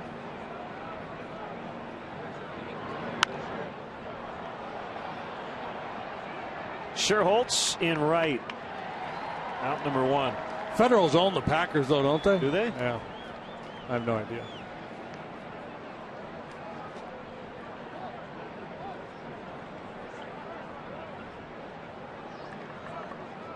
Not sure how the season series between the Federals and the Packers played out in 1914.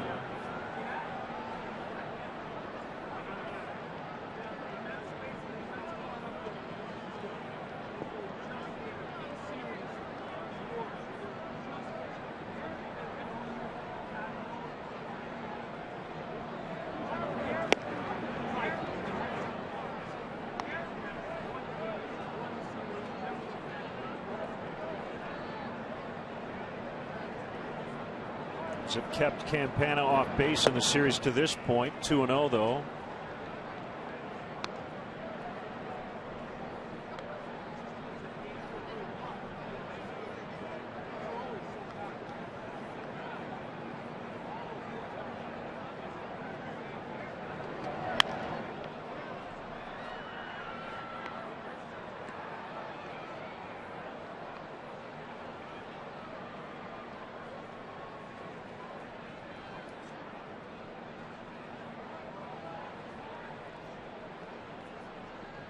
Only one of the 5 runs allowed by McCarthy tonight earned.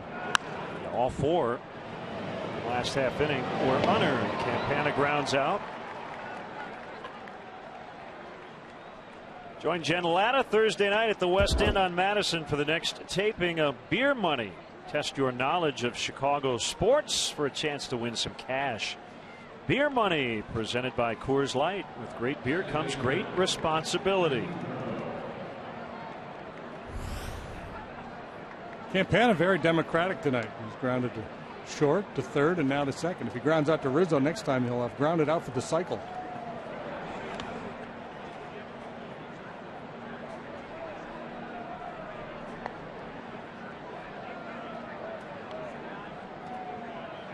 Kelly Amante Hiller coming up in the 7th inning stretch, the Northwestern women's lacrosse coach. The sister of former Blackhawks captain Tony Amante. And this coming Saturday, Northwestern will host USC here at Wrigley Field, the first ever collegiate match in the friendly confines, the first lacrosse contest at Wrigley in over 90 years. There were 4 amateur men's games played here between 1917 and 1920. And tickets are available. $10 general admission. 888-GO-PURPLE. Or you can go to the Wrigley Field box office before the game.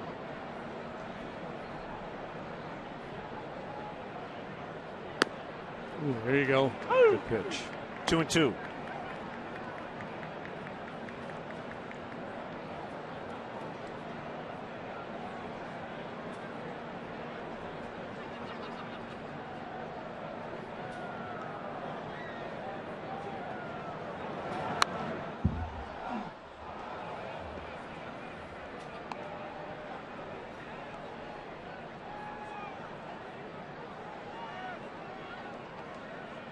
Imagine Rick Renteria feels pretty comfortable when he sticks that game ball in Jason Hammel's locker. It's his day to pitch. He's been so good.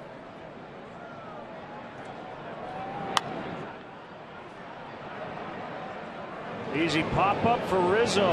And that's the 3rd out. They get on the board, but the Cubs lead by 4. 5-1 in the 6th.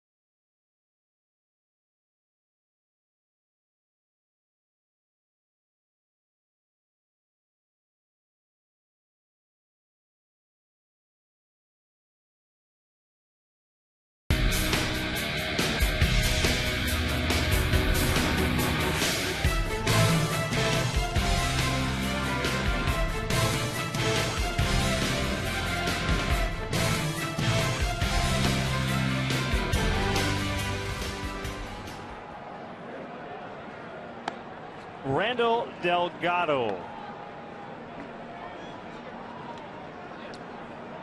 7 games, a couple of starts for Delgado. 0-1 with a 6.23. 24-year-old right-hander from Panama. Came over in that big deal with the Braves and prior to last season.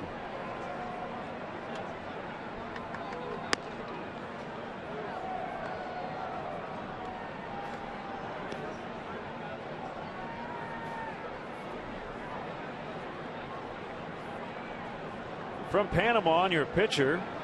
As that ball is hit very deep, and it'll be caught by Ross. John Baker can't get a break. Looking for his first hit. Nice catch by Cody Ross.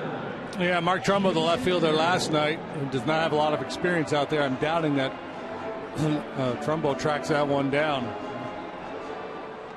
If you're from Panama, I'm sure Mariano Rivera has to be your hero.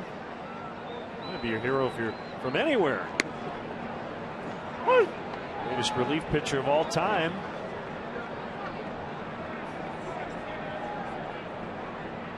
One strike on Hamill.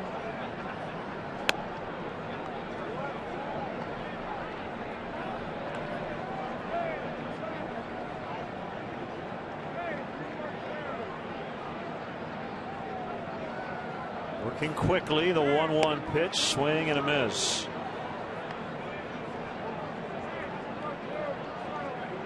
He came over with Martin Prado in that blockbuster deal that sent Justin Upton, Chris Johnson to the Braves.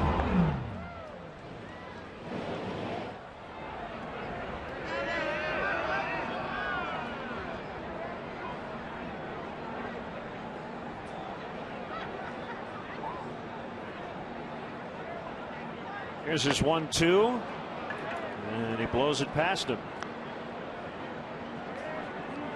The Cubs encourage the use of public transportation to get to and from Wrigley Field. There's always the L. You could try riding your bike. Cubs have a courtesy bike check. It's located near the corner of Clark and Waveland. And for drivers, the Cubs provide free parking and shuttle services on night and weekend games from 3900 North Rockwell. For details, visit Cubs.com. I wonder how they got to the ballpark 100 years ago, 1914. How are people coming to Wrigley Field? I don't know, but I do know that the Federals got to the ballpark and they were good against Kansas City because Ed Hardig, our buddy, was listening. And the Feds went 14-8 against the Packers in 1914, 11-11 in 1915, for a grand total of 25-19.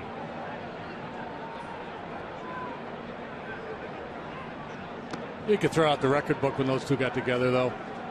A lot of bad blood between the Federals and the Packers. People probably showed up in hansom cabs drawn by horses and Model A's or Model T's or whatever they were driving back in the day. Right.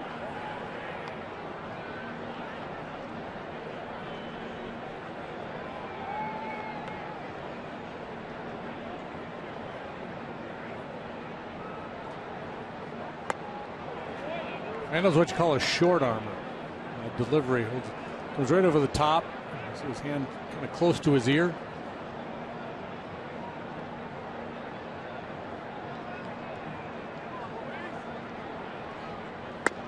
Swing and a miss to end the inning. He goes 1-2-3. Got some help from his left fielder on a nice grab. 5-1 Cubs as we head to the 7th.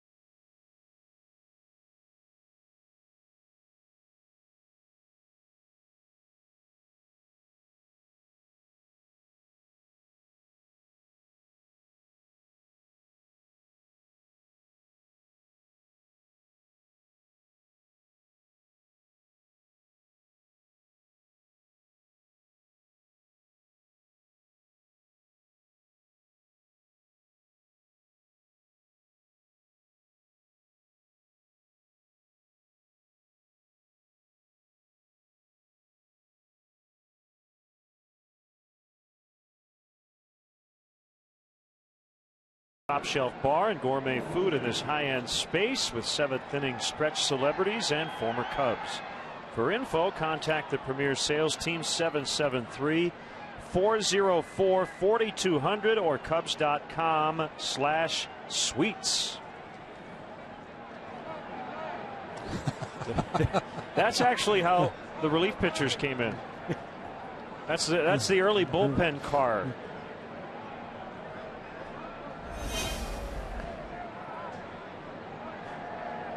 Underway in the seventh. Starter Hamill still working with a 5-1 advantage. Well, those guys are good down there in the truck, aren't they? Yeah, they're all over it.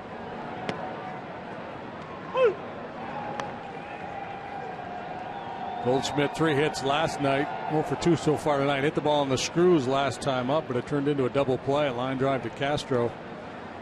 Prado, the base runner from first, was on the move.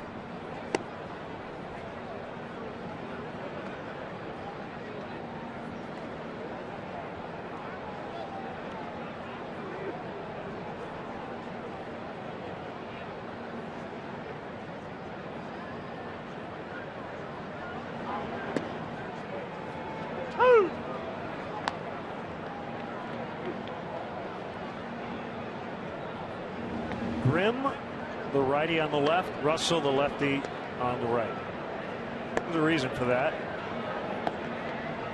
Certainly would not want them to collide as they try to make their pitch.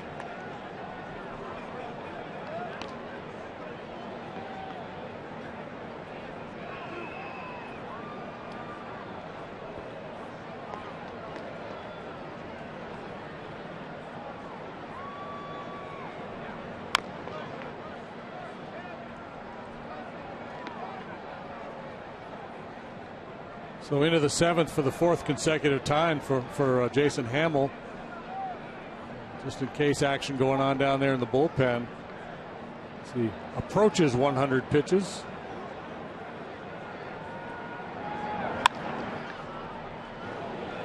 To his left, Starlin Castro, one away.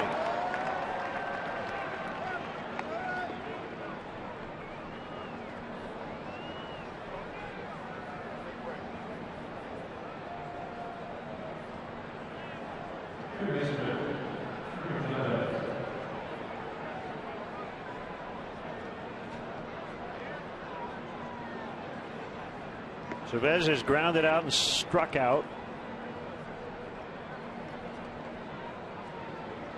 Diamondbacks could be staring at 5-18.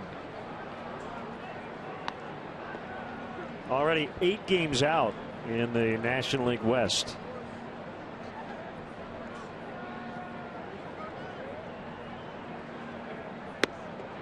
Diamondbacks a 500 club each of the last 2 seasons. I think a lot of people that follow the game really thought that they were, going to beat the Dodgers this year, but I think internally they felt like they were the club that could contend for a wild card.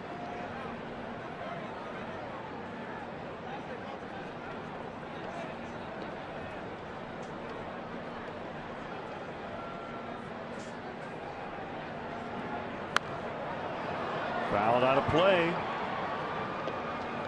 Well, their general manager, Kevin Towers, and the guy we just showed you, Kirk Gibson, had their contracts extended through next season back in early February. The deals were up after this season before they were extended.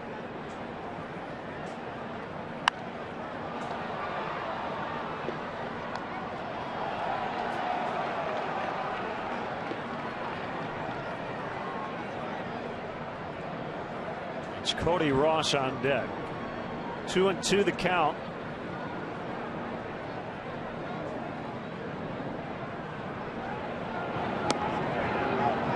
Now full 3-2.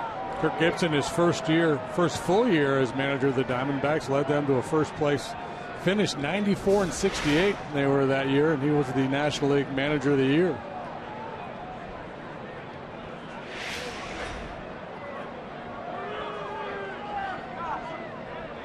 One of 4 former MVPs to go on and win a Manager of the Year award. That sounds like a Final Jeopardy question right there.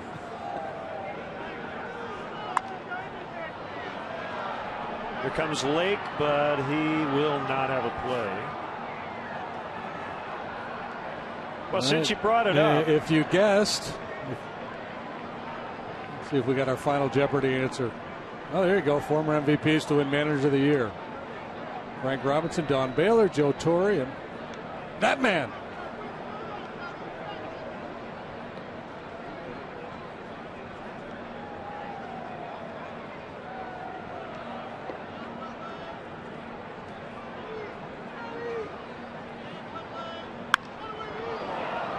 Deep to the left, Lake back, and he's got room.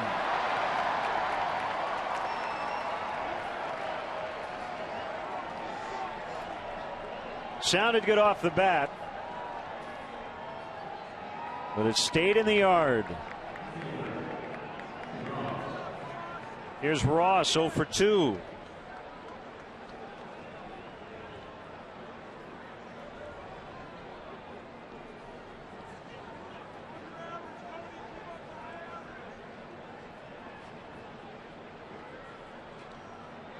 Flied out and been caught looking, and the breaking ball misses off the outside corner. Just 4 hits for the visitors tonight. One of those a Tuffy go switch home run, first of his career. 2-0. The first hit of the game was a ground ball to first base.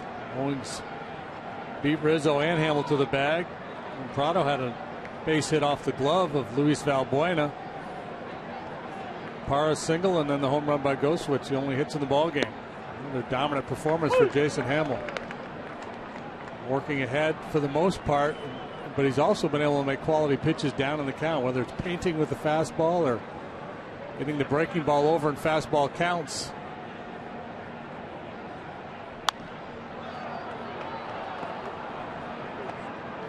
It's even now, 2-2.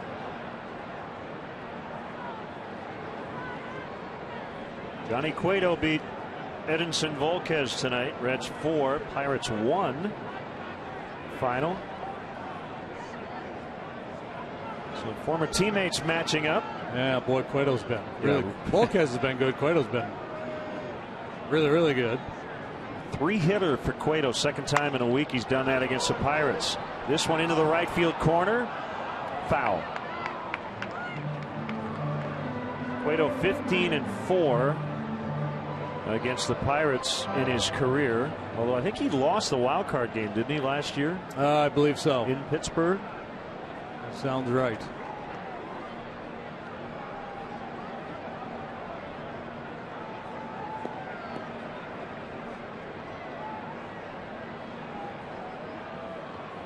Brewers continue to get great pitching. Giovanni Gallardo solid again tonight. They're through 6 with the Padres, tied 1-1. Scooter Gennett has homered for Milwaukee. So Scooter and Tuffy have homered in the big leagues tonight. What about Benke? And a guy named Mike. You need to give him a nickname. Olty. Olty, there you go.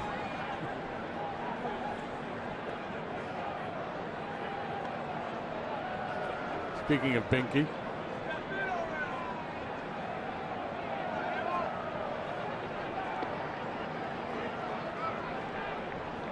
There comes a 2-2, and he blew it past him. It's time for the 7th inning stretch. Tonight's guest conductor for Take Me Out to the Ball Game, Northwestern University women's lacrosse coach Kelly Amante Hiller. All right, Cubs fans, let me hear ya. A 1, a 2, a 3. Take me out to the ball game. Take me out to the crowd. Buy me some peanuts and Cracker Jacks. I don't care if I ever get back. Let me root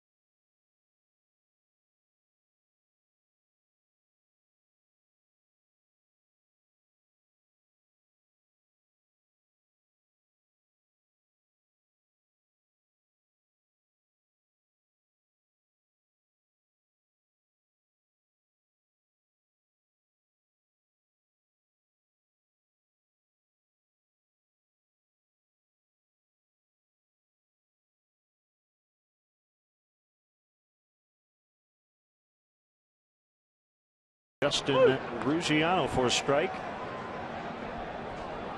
A reminder, this Saturday, April 26th, Northwestern's women's lacrosse team will host University of Southern California here at Wrigley Field, first ever collegiate match at the ballpark. 888 Go Purple for tickets, or you can visit the Wrigley Field box office on Saturday.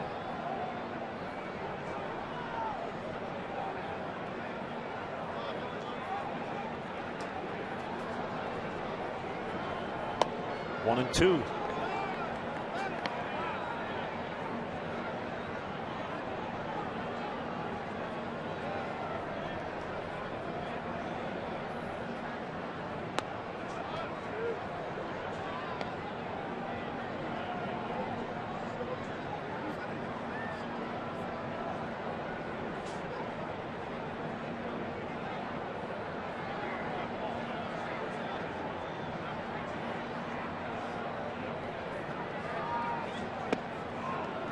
Swing and a miss, strike three. Pretty good change up there from Delgado. Ruggiano was looking for a heater. Pretty good let up. So one of our very keen fans on Twitter noticed the pickup truck in the background. So, you know, we tried. Kind of gives it away.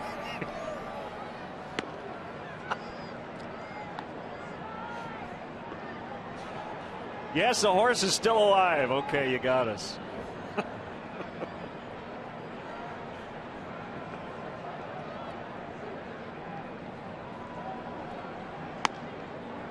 Twitter's just ruined all of our fun. Yeah.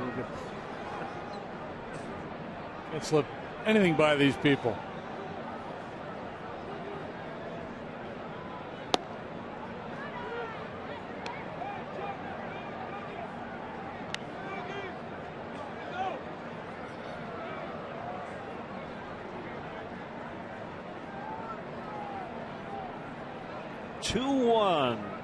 Rizzo swings and misses.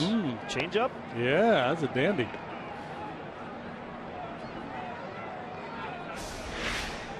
Four-seam fastballs and changeup so far from Delgado. There were reports the Cubs really liked Randall Delgado before they eventually got Arodys Vizcaíno.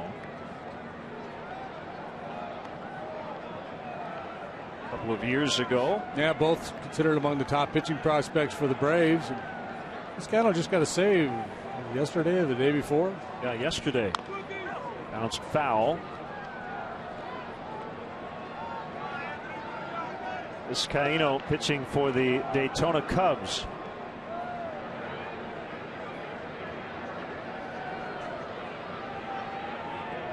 So Jake Arrieta, I know you listened to the manager talk to the media today. Sounds like another one. That ball hit out toward Campana and caught. Yeah, I think the plan is one more rehab start for Arrieta. This time a shorter one, much like, you know, when you work a guy through spring training, you'll stretch him out. That second to last start, and then the final start of spring training, you'll back off the pitch count a little bit. I think that's the plan with Jake. If he comes out of that fine, he'll rejoin the club. So one, possibly two more starts, I'm guessing, for Carlos Villanueva. And they'll just figure out with off days and, you know, where they'll slot Arrieta back into the rotation.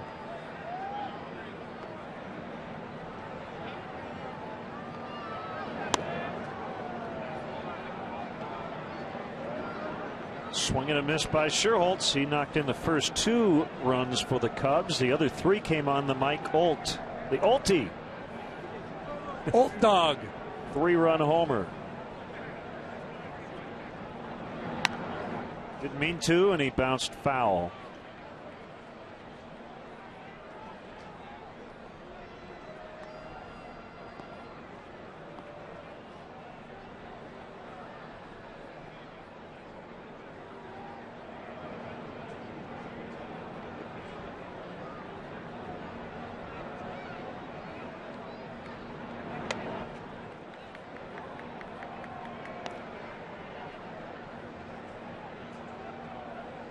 Delgado, not an extreme hard thrower, but a good changeup makes the fastball that much better, and looks like he hides the ball pretty well.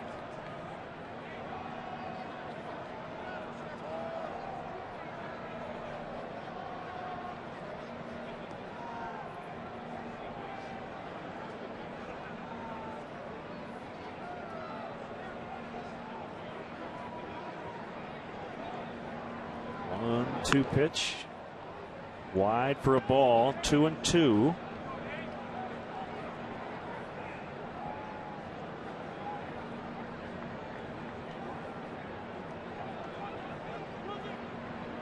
Guys like Delgado like to throw that fastball up above the hands and try to get some swings and misses up there, and then the changeup down. Open bat, one hopper to the shortstop Owings to end the inning. We go to the 8th. Cubs 5, Diamondbacks 1.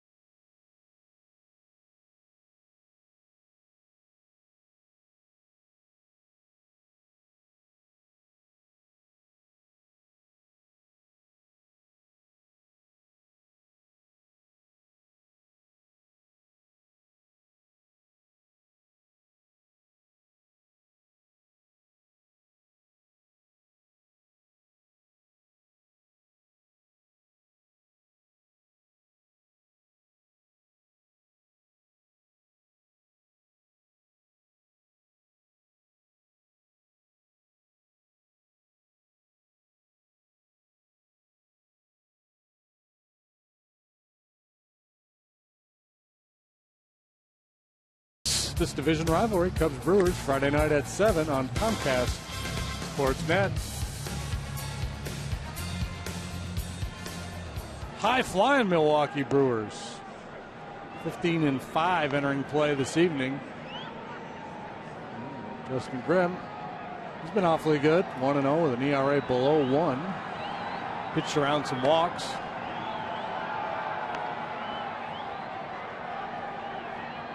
Jason Hamill, 7 innings, 1 run, ERA down to 2.60 after his start tonight. That whip has gone down too, under 0.7.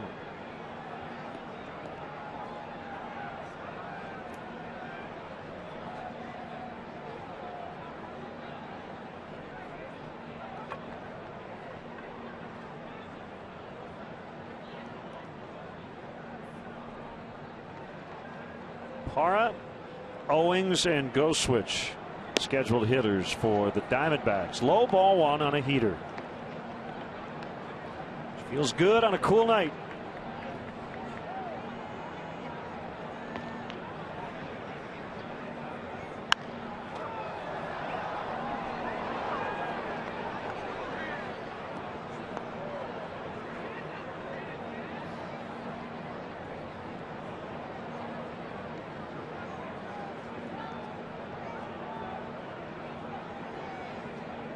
Cardinals shut out the Mets 3-0. It was a Mark Gonzalez story in the Tribune today. Justin Grimm talking about his approach, that he wants to be a little bit more aggressive, challenge hitters with his fastball. Feels like he's been a little too dependent on his breaking stuff. Yeah, he says, my numbers have been good, but I can be better. Swing and a miss. Oh, man, that's a nice pitch. Really took off. Rising fastball. Yeah. Found another gear on its way to home plate. Giddy up, 94 elevated. No chance for Parra.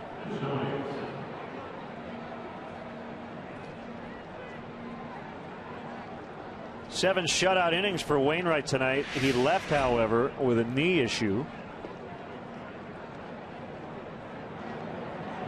He's now 4-1. Woo!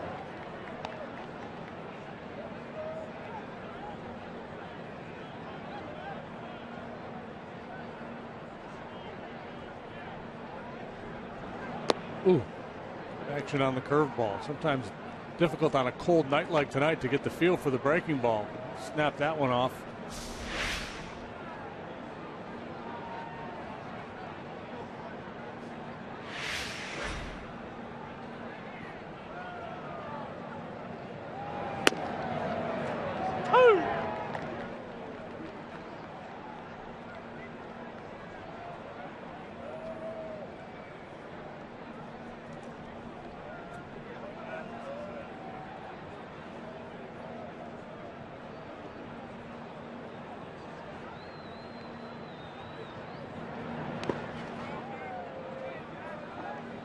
Getting a lot of tweets on Mike Olt's nickname. He might have one that we don't know about, but without his permission, we are trying to give him one.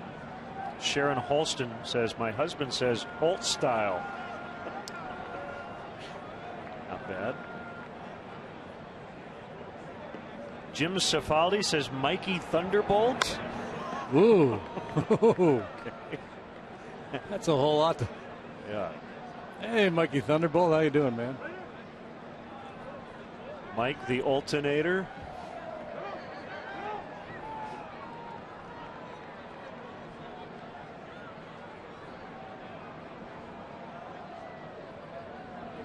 Two and two on Owings.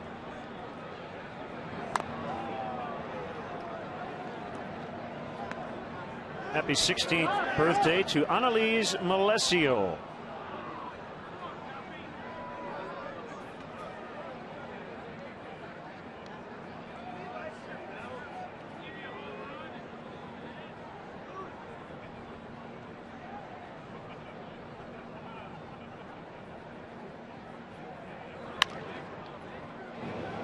Backhanded play.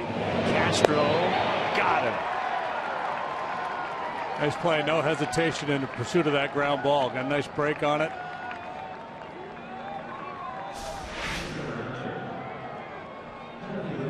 Was that short hop on the backhand side, then the quick transfer to the throwing arm.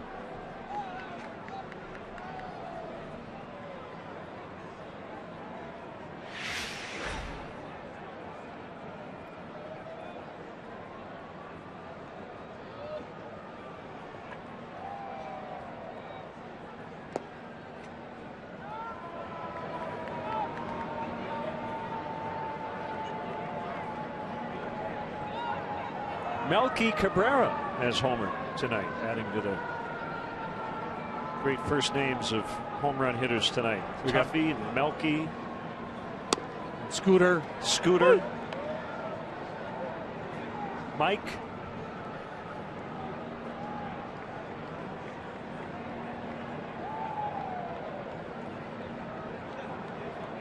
And two for Fat Albert to join the 500 home run club.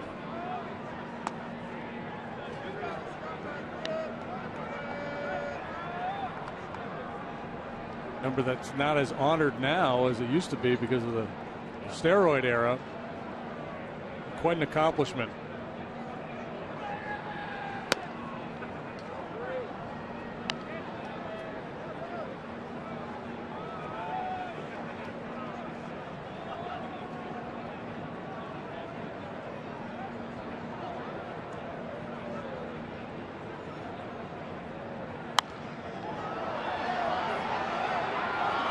Play. Go switch. Beat out Henry Blanco for the backup catcher spot out of spring training, and Henry then joined the Diamondbacks coaching staff.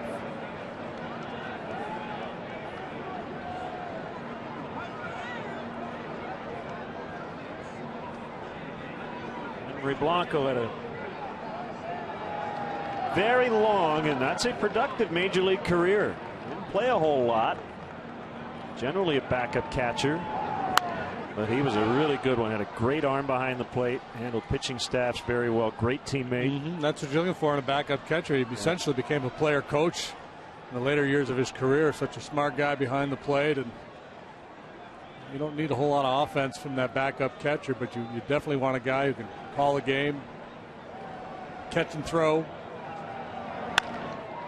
Ground ball. Castro dives, gets up, throw to first, out there. Starlin Castro with a terrific defensive play to end the Diamondbacks top of the 8th. And the Cubs have a 4-run lead late.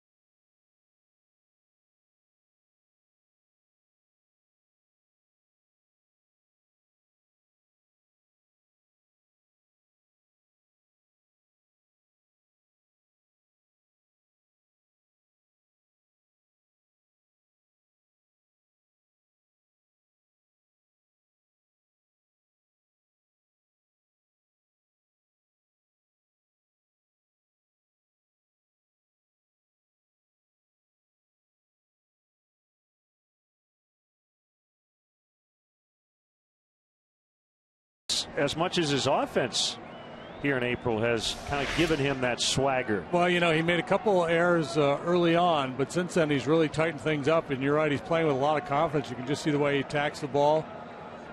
And a couple of very nice plays here tonight.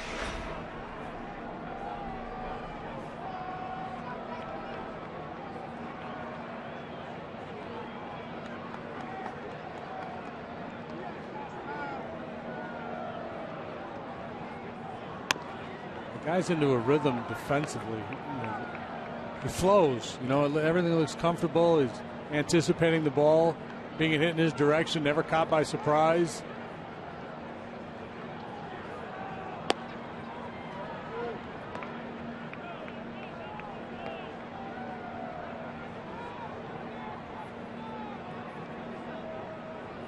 Pedro Strop in the bullpen.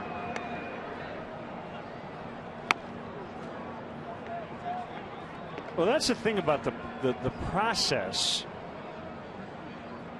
When you're dealing with a guy who is trying to kind of get his mojo back, you got to have some early success.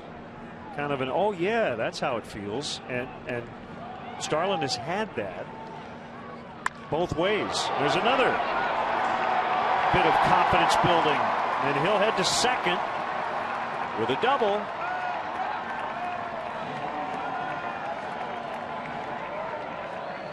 Because while the confidence kind of feels like it steamrolls, I think the lack of it does too. And we saw that last year. Start to doubt yourself, start to second guess your approach at the plate or in the field. This was a good at bat. He took a Hellacious swing at the 2-0 pitch, pulled off it a little bit, but he was cheating on a fastball 2-0. This time he stays in a little bit better. Delivers that leadoff double.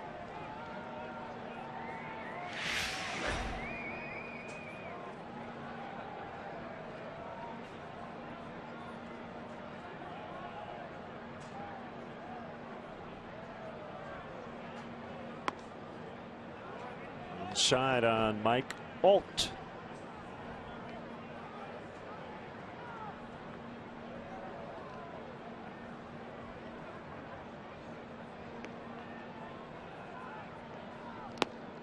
Whoop.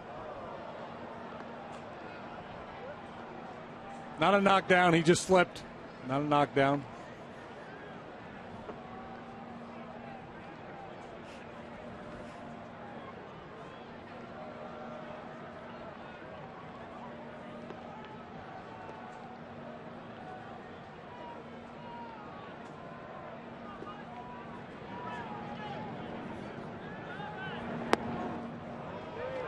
Changeup missed low. It's 3 balls and no strikes. Took that 2-0 changeup like he knew it was coming.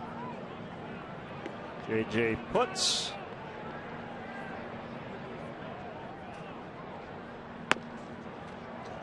Exactly where he was last time. Took a 3-0 cookie and attacked the next pitch and hit it into the seats.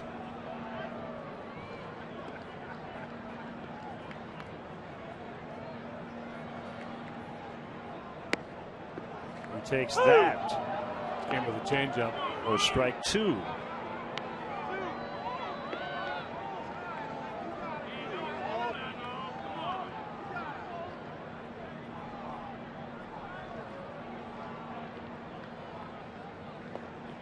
Payoff delivery, and he got him.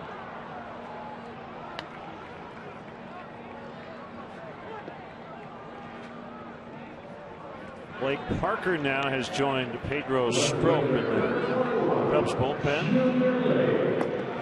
Lester Strode's got the battery pack working tonight. Yeah, I bet he does. Yeah. It's nice probably down in the toasty. upper 30s by now. That'll be it for Delgado. JJ puts coming on.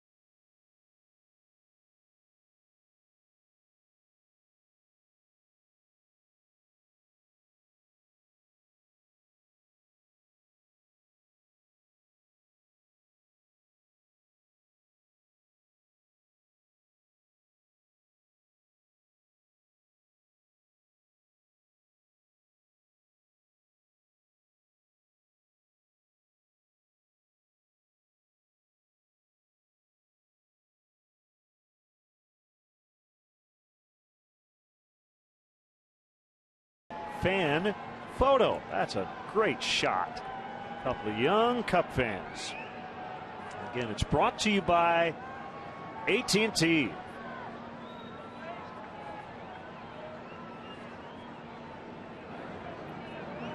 There's a veteran JJ puts against Junior Lake with Castro at second and 1 out here in the 8th. Putz worked in the game last night, and he's on for the 10th time. He's 1-0 with a 1.17. 2/3 scoreless in last night's ball game. Fastball split finger, and he leans more heavily on that splitter now. And better location of the fastball. He used to be able to blow it by you, not so much anymore.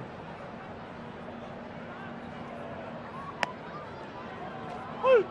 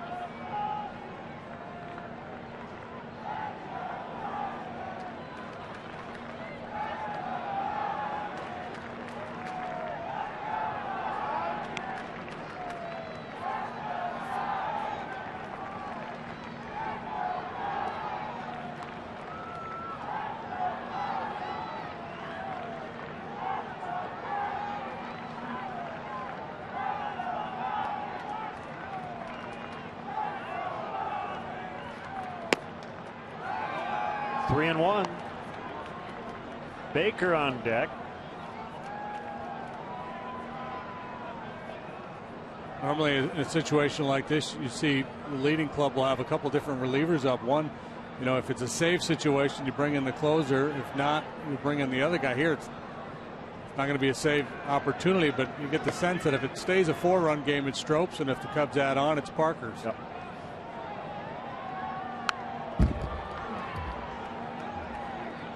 Good pass at that one by Junior. 3-2. Foots was an all-star in 07. He was a Seattle Mariner at that time. He's a product of University of Michigan, Trenton, Michigan.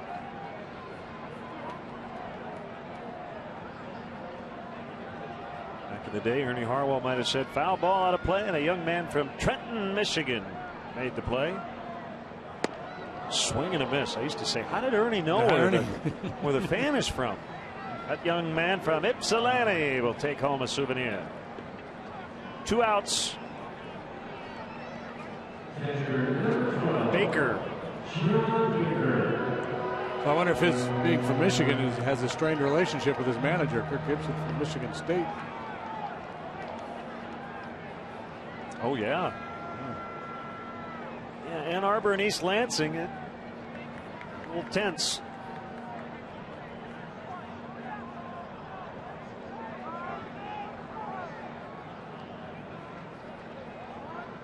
I can't hit it much harder than John Baker did last time up. A bid for extra bases in left field was run down by Cody Ross, so he remains hitless for 2014. Nice. Get off the schneid right here and pick up a little RBI as well as getting a knock.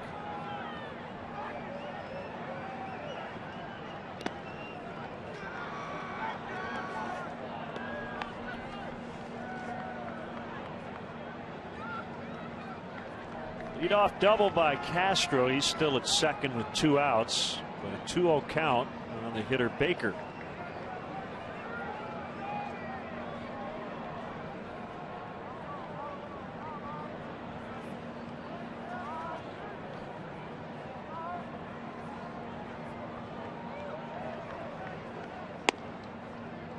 A guy like John Baker, a name like that, I mean, nickname wise, easy. Bake. Yeah. JB.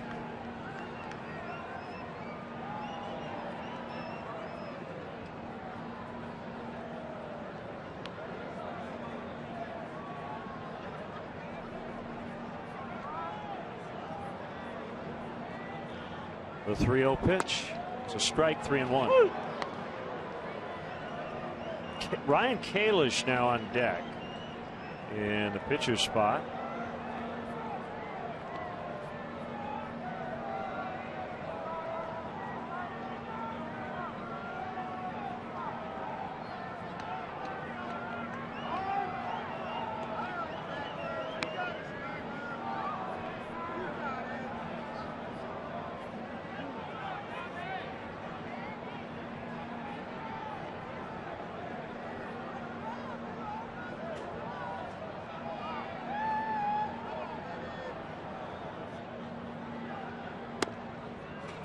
ball 4. He walked him. Wondering what JJ stands for. Joseph Jason. As Kirk Gibson chats with Dave McKay. Here's Kalish.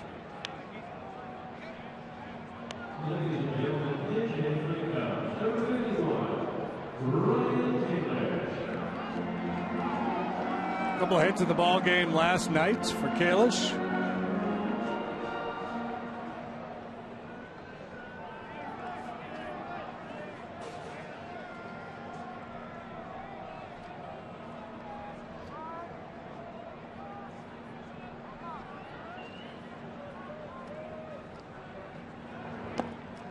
In the dirt, ball 1.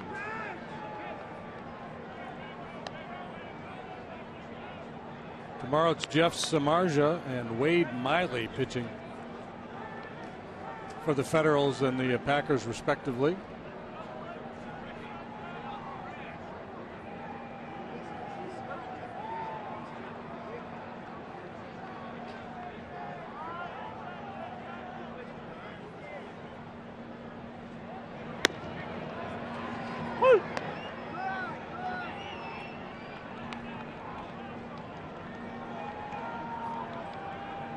Been a long half inning. The guys in the Cup bullpen have had time to heat up, cool off, and heat up again.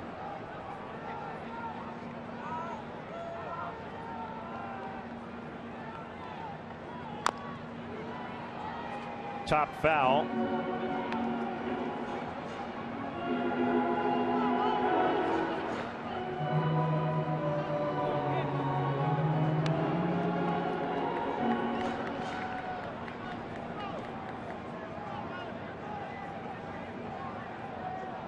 Blake Parker, you know, he's chomping at the bit to get back out there. He's only pitched once since being called up, and it didn't go well.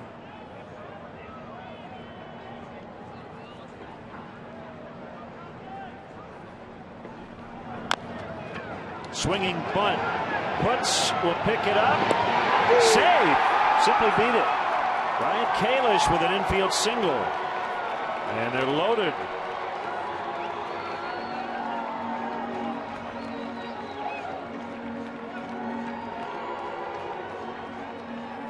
Couldn't have rolled it out there much better than Kalish did. There's the play at first base.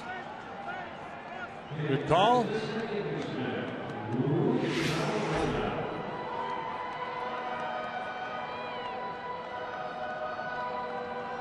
Now Valbuena with 3 on and 2 down.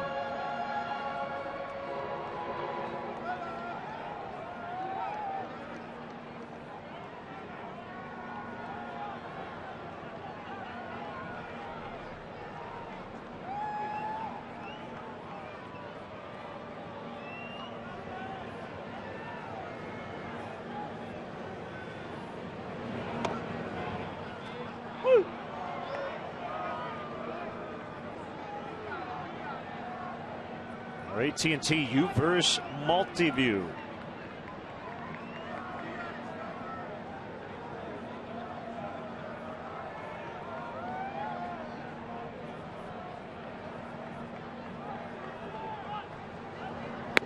Swing and a miss. And a split. 2 strikes now on Luis. Leadoff hitter tonight, and he's been terrific.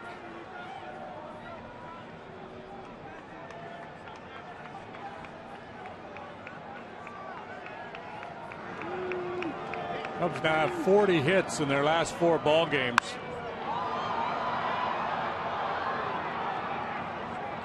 Still down near the bottom of the pack in the National League in runs scored, but not showing some life here in recent days.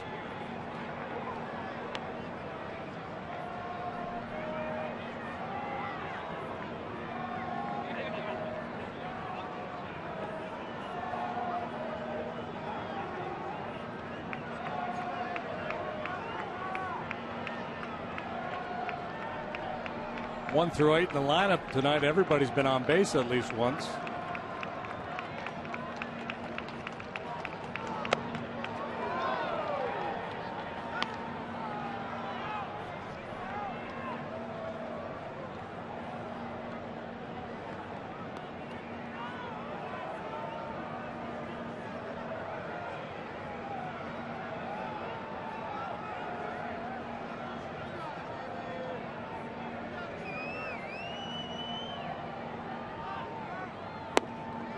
Missed, and now 2-2.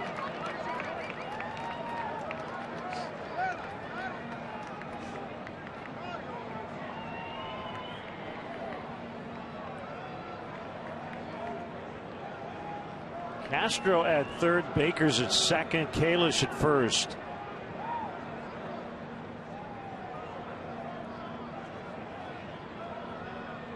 Deep breath by Putz, and he's now run it full, 3-2.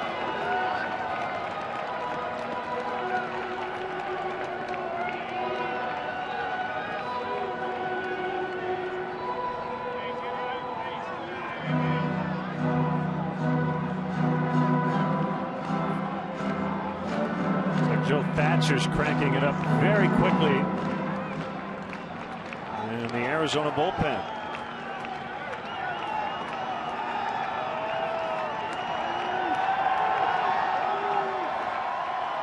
Everybody will go with this 3-2 and 2 down. Pulled to right, and he was out in front. Yeah, it was an off-speed pitch. It didn't have the downward break you see from the split finger pitch. I don't know if it's just a dead fish fastball, a straight change, or maybe it was a bit of a hanging split finger pitch.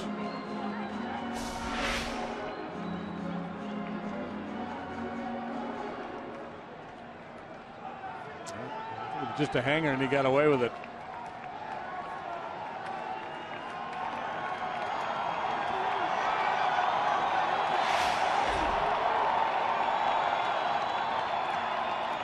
Another 3-2 on the way. Ball four to force in a run.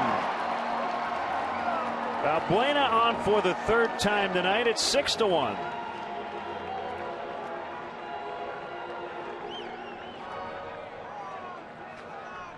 Looks awfully good at the top of that batting order, doesn't he? He's got a good approach. He really does.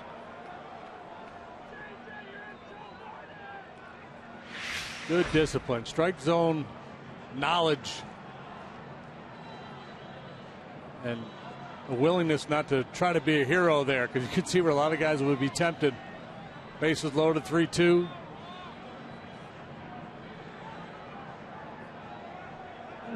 Sometimes the moment gets the best of you and you want to do something big and you end up chasing a bad ball.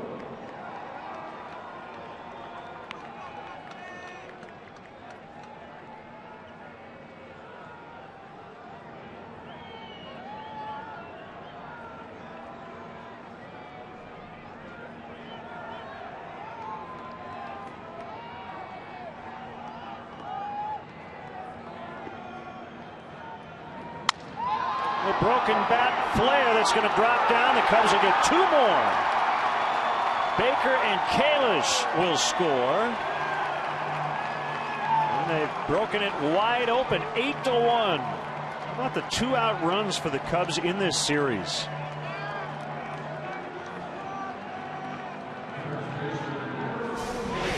And doing all this without Travis Wood in the lineup tonight. Well played. Give Travis Trout the night off. Still put 8 on the board. They cut off the jam now, but they're going to go for more, and Gibson's going to make a pitching change. His second pitching change of the inning. Will be back.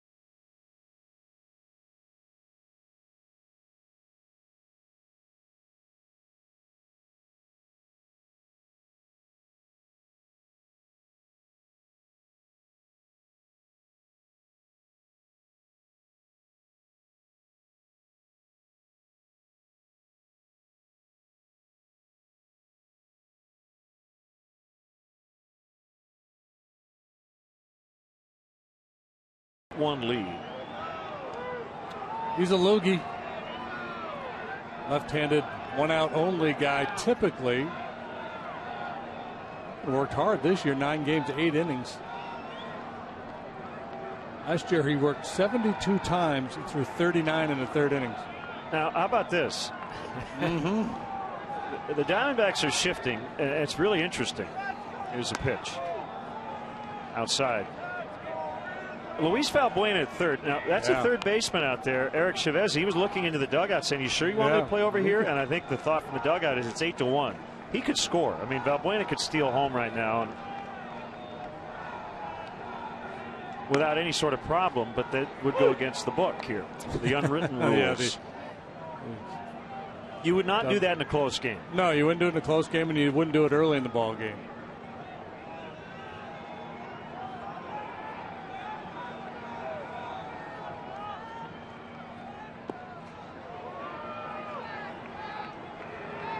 But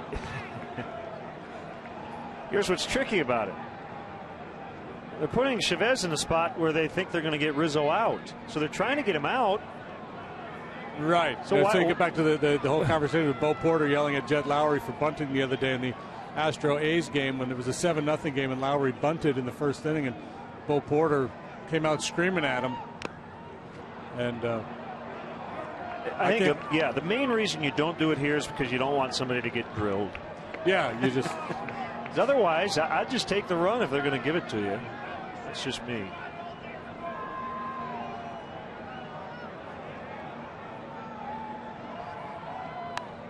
Late swing by Anthony. For what it's worth, I thought Bo Porter was dead wrong in that situation. First inning. Yeah, 1st inning. His team's doing a lot of losing and he's frustrated. I get that. But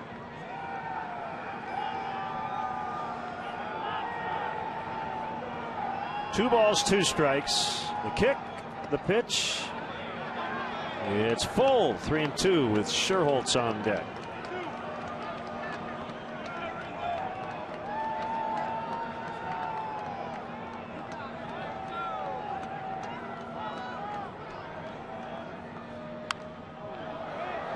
Way to hang in there.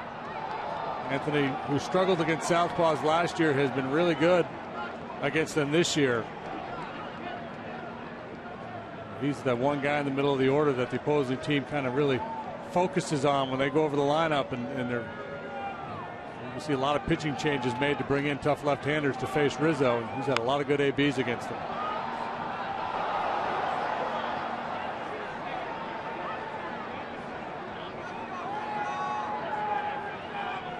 Great note from our associate producer Chris Kamka. Luis Valbuena, 5 plate appearances, 40 pitches seen tonight.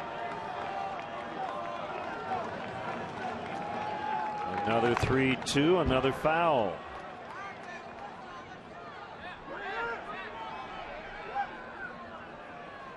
(11, 6, 10, 5, 8).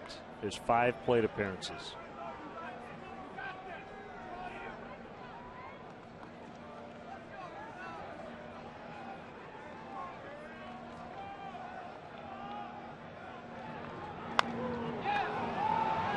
Chavez will not have a play, but he will on Ruggiano. He tags him out on his way to 3rd. So the Cubs do add a run. Valbuena's run does count. It's 9-1 as we head to the 9th.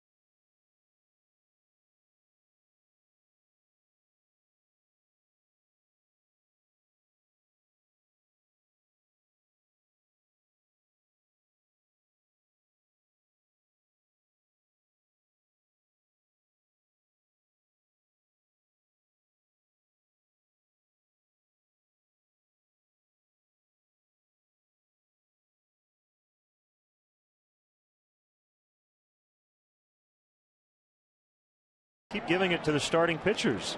Yeah, that's a good thing. And the other good thing is that you could have given it to any number of guys tonight. That's the beauty of this game. A lot of contributions up and down the lineup. Jason Hamill obviously very, very sharp yet again.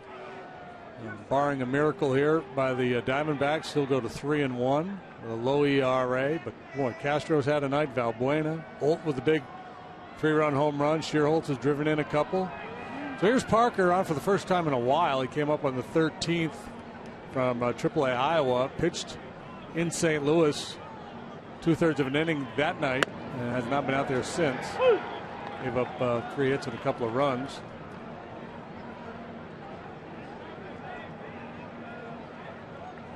Switch hitting Cliff Pennington. Here comes Parker's 0-1. Inside, 1 ball, 1 strike. 9-1 Cubs.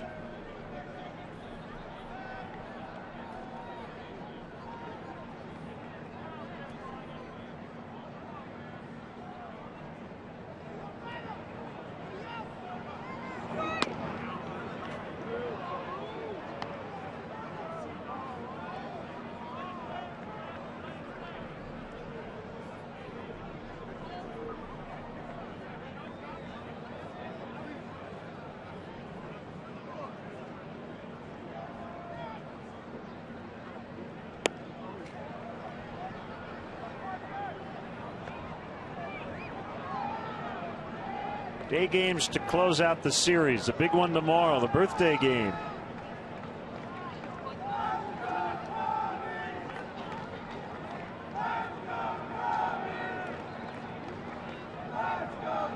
The 3-1 pitch, fouled out of play.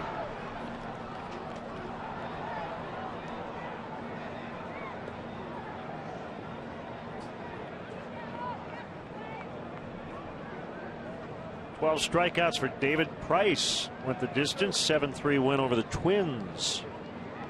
The Rays a winner. He beat Kyle Gibson. That game in the Dome. Base hit center field.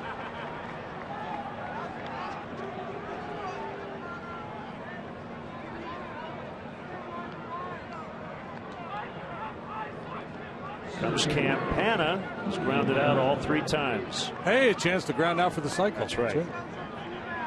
1 to short, 1 to third, 1 to second.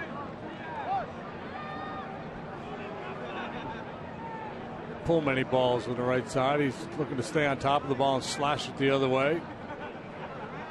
I mean, he's kind of doing what he's supposed to be doing here tonight, hitting the ball on the ground, trying to use his speed, but the Cubs have made some plays on him.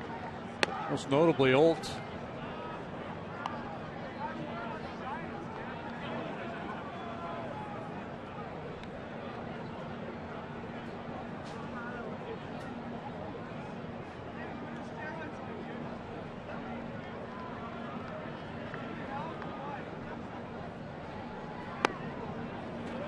By the way, Anthony Rizzo was given an RBI single on the play that ended the bottom of the 8th. Justin Ruggiano was just, I think, going to keep running till somebody tagged him out. Yeah, I think he was assuming that Chavez was going to throw that ball across the diamond. Yep.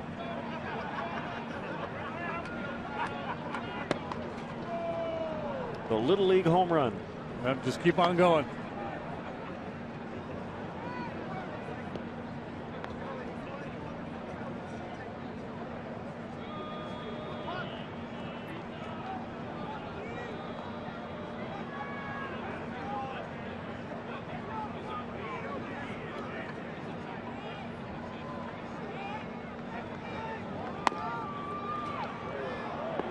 Parker behind Campana.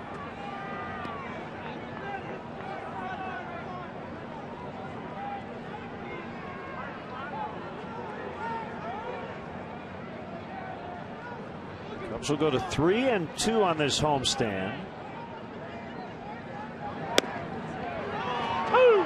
That's the count right now.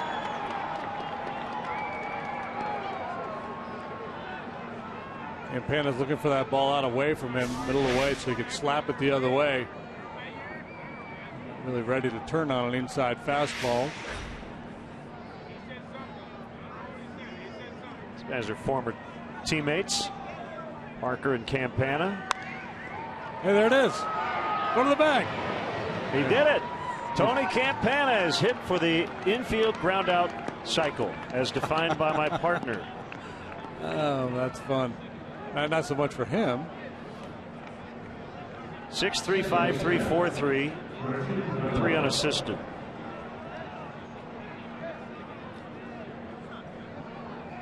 Six, 5, 4, That's 3. the natural cycle. The natural cycle. It's better than popping up for the cycle.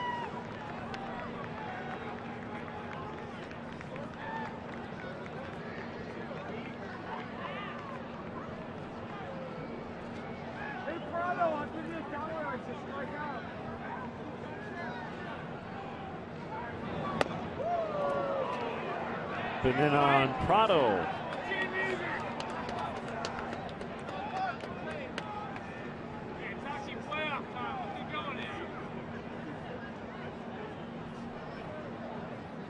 When you're in Blake Parker's situation, did not make the club out of spring training, got called up, pitched once, has been sitting down in the bullpen for a long while. It's tough to be sharp, but that's the only way you get put into more meaningful situations and get used more frequently is to pitch effectively when you're out there, even in these blowout situations. It's not an easy assignment, but the only way to fix it is to build that trust in the manager. Blake did a very nice job for the Cubs last year. Rizzo foul ground. 2 away here in the night.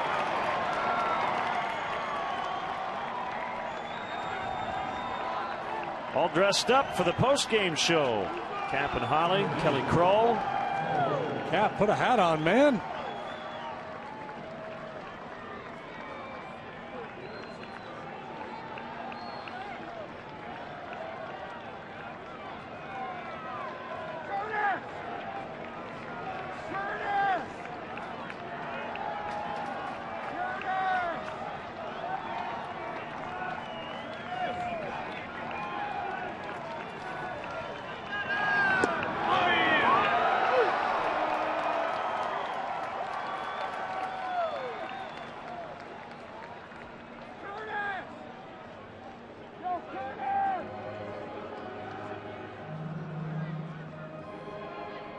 The Diamondbacks offense in this series has consisted of 2 solo home runs in the first 2 games. The Cubs pitching staff, a lot of credit for that.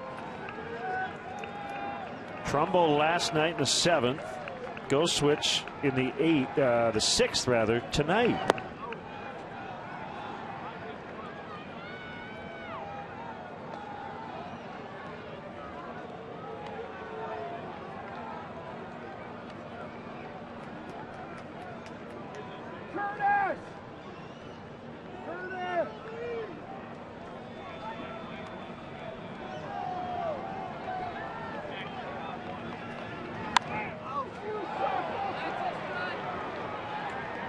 To their final strike now, 1 and 2.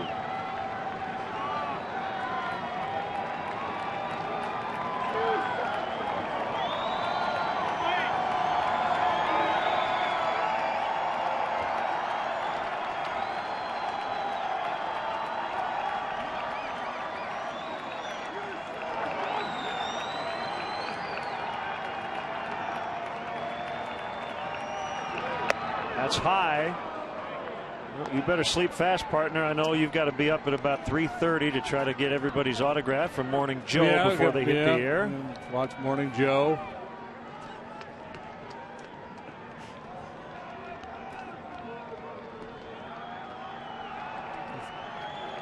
Hang out at home and watch out with a cup of coffee. My own Morning Joe. Laid off a breaking ball. It's 3 and 2.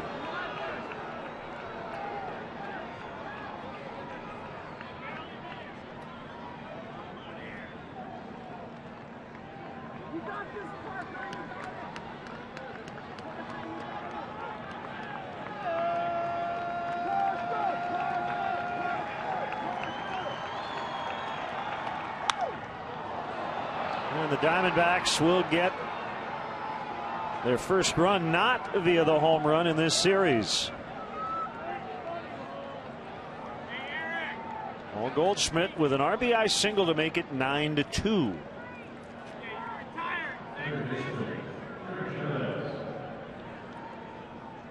That's the guy who gets paid to drive in runs right there. In a blowout game, you could understand where he'd be looking to just yank the ball into the seats, but with that RBI guy standing out there at second base, he just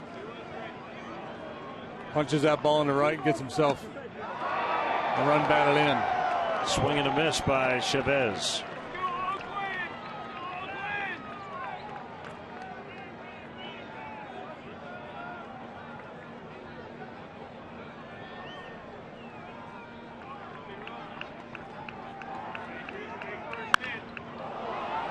Drives one out into deep left center. It's Junior Lake on the warning track. Cubs win.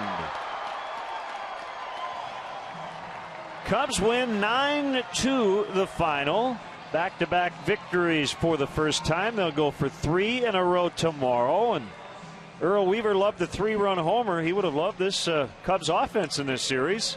Yeah, Travis Wood, the hero, both on the mound and offensively last night. Tonight, a lot of guys chiming in. Hamill was really good. Olt with the big home run in the 5th inning really kind of separated this game. It was a well-played, closely played game to that point.